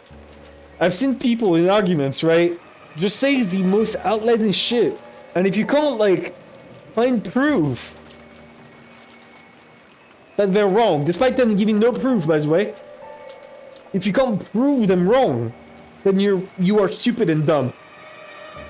When, like, they haven't proved anything.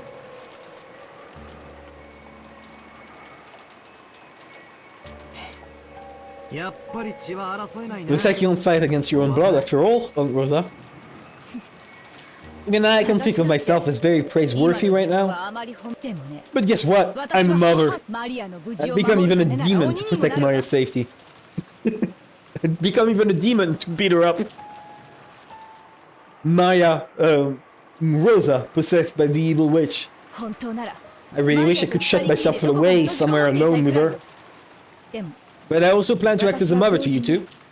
Right now, you're practically my children. Even if you are on my own, I won't forsake you. No matter what. Well, thanks for that. I just wanted to warn you not to be reckless as your mother. Stay where I can see you at all times. I will protect you. At the same time, you'll be observing us to make sure that we aren't wolves. Yeah, thanks a lot for that. Can you, Rosa, prove that you aren't a wolf yourself? Yes, I can. That's a quick answer. Now, with this. This is my proof, the gun. Yes. Yes. Like, but she's had the gun the entire time. She's against 3 kids with a gun. You would win, Butler. She's not a wolf.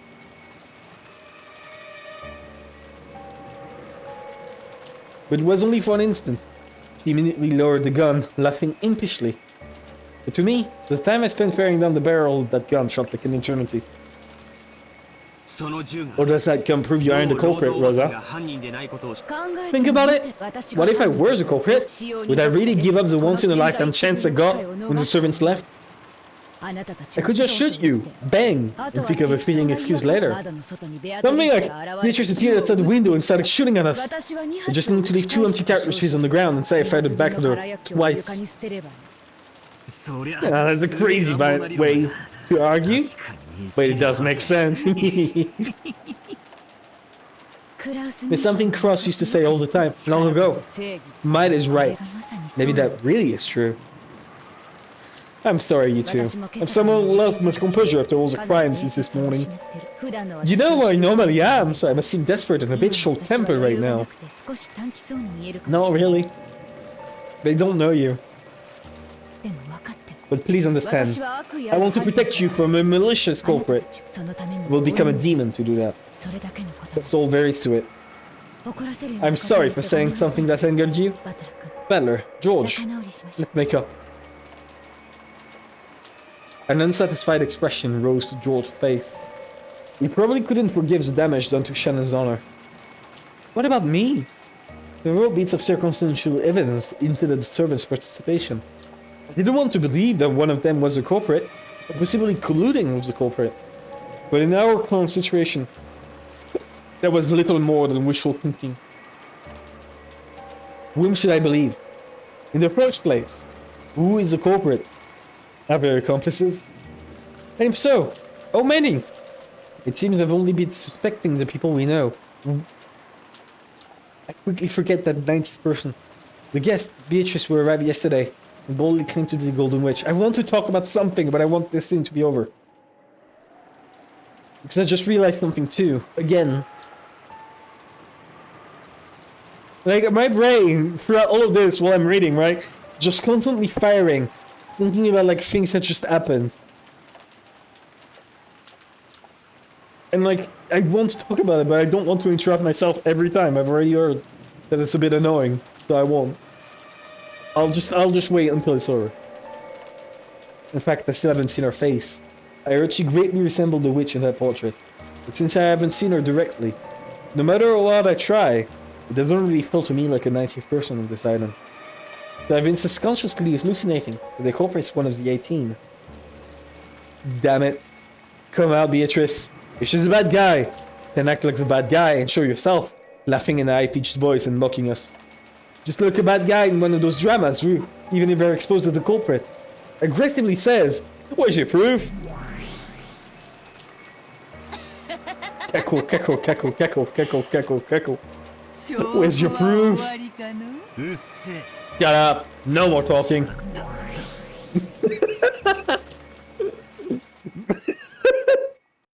What a dick.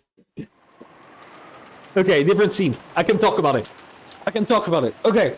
Okay, two things. One. First things first, alright?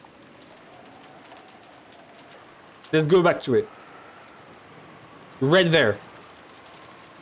This. Where is it? Here. No blood. You know why? Because there has never been blood. Every time there was a murder before, I remembered Eva, Hideyoshi, what's Kinzo? But Kinzo doesn't count. What's his name? The others. When all the others in the parlor room got killed, there wasn't blood on their limbs. That stabbing thing, when it enters your corpse, it doesn't actually kill you. It doesn't actually bleed. No, it does actually kill you. I'm a dumbass. No, it doesn't actually bleed you. Right? Like you can see it on the picture. It's stabbed. There's just a little blood around it because it stabbed so profoundly. And what happened? When Karen got stabbed, it took it out. And then he started bleeding massively. Right? And if you look at the pictures,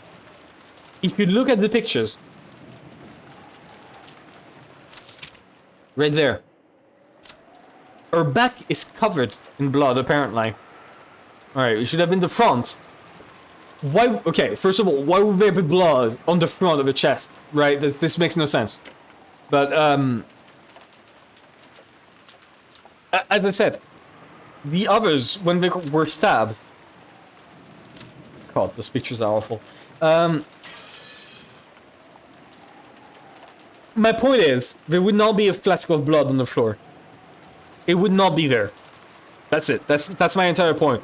Because the blood never made it bleed until it was removed. It needed to be removed to bleed. Second point. Jessica is an accomplice. And she didn't do it for money. She did it because she wanted Kenan to be saved. She believed in Beatrice. She believed in, like, the bullshit, right? In some way or another. After Kenan made her cry, Beatrice approached her in some way or another. Convinced her. That's just a theory. That's probably not the case. But that could be a thing where she was convinced to, like, go with her in order to be, what's the word? In order to be spared with Kenan. And now she got betrayed. Right? And from that point, I don't think Beatrice is an accomplice anymore. I think Jessica got betrayed. That would explain how Beatrice got the candy and how Beatrice was able to, what's the word? No, that just explains how she got the candy. That is the only thing that Beatrice couldn't do without an accomplice. Like, she could have just said to Jessica, hey, give me the candy and you won't die. And Jessica went, okay, sure. That is a possibility, but I'm pretty sure Jessica is the accomplice. Again, just like last time, just like chapter 1, the accomplice would be Jessica. I'm pretty sure, at least. I'm pretty sure in chapter 1, Jessica was an accomplice at a very low level. Because the only thing I am suspecting Jessica to have helped with is telling Beatrice that there was a talisman inside of Natsui's room. I'm pretty sure that is the only thing that she was an accomplice for. Same way that here, I'm believing that the only thing she helped with is the candy. And I'll leave it here. I'll leave it here. That's just what I wanted to bring up. I'm pretty sure that's the case. We'll see. Okay. I'm seeing the time. I'm seeing we're starting another scene. I might actually stop it here, actually. It's 2 hours, 30 minutes. I want to pee, and it's... I should stop very soon. So I think I'm gonna stop here for today. That was fun, because this time they didn't solve everything instantly. So I got to, like, actually think for myself. I hope it wasn't a thing. Right? I hope it was fun to watch. Tell me if you want me to stop interrupting myself. Like, interrupt myself a little less or something. I don't know. If you have any complaints, do not hesitate to tell me. I would love to, you know, improve the streams. But yeah, we'll stop here for today. The shot is gonna be left like this, right? I forgot to do this. All of this is gonna be resized to 30.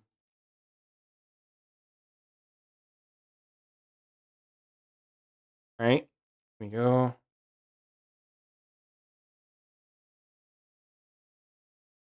Video. Perfect. All right. Well, thanks everyone for coming. I hope you all have a good night. Bye-bye. Here we go. Stop streaming.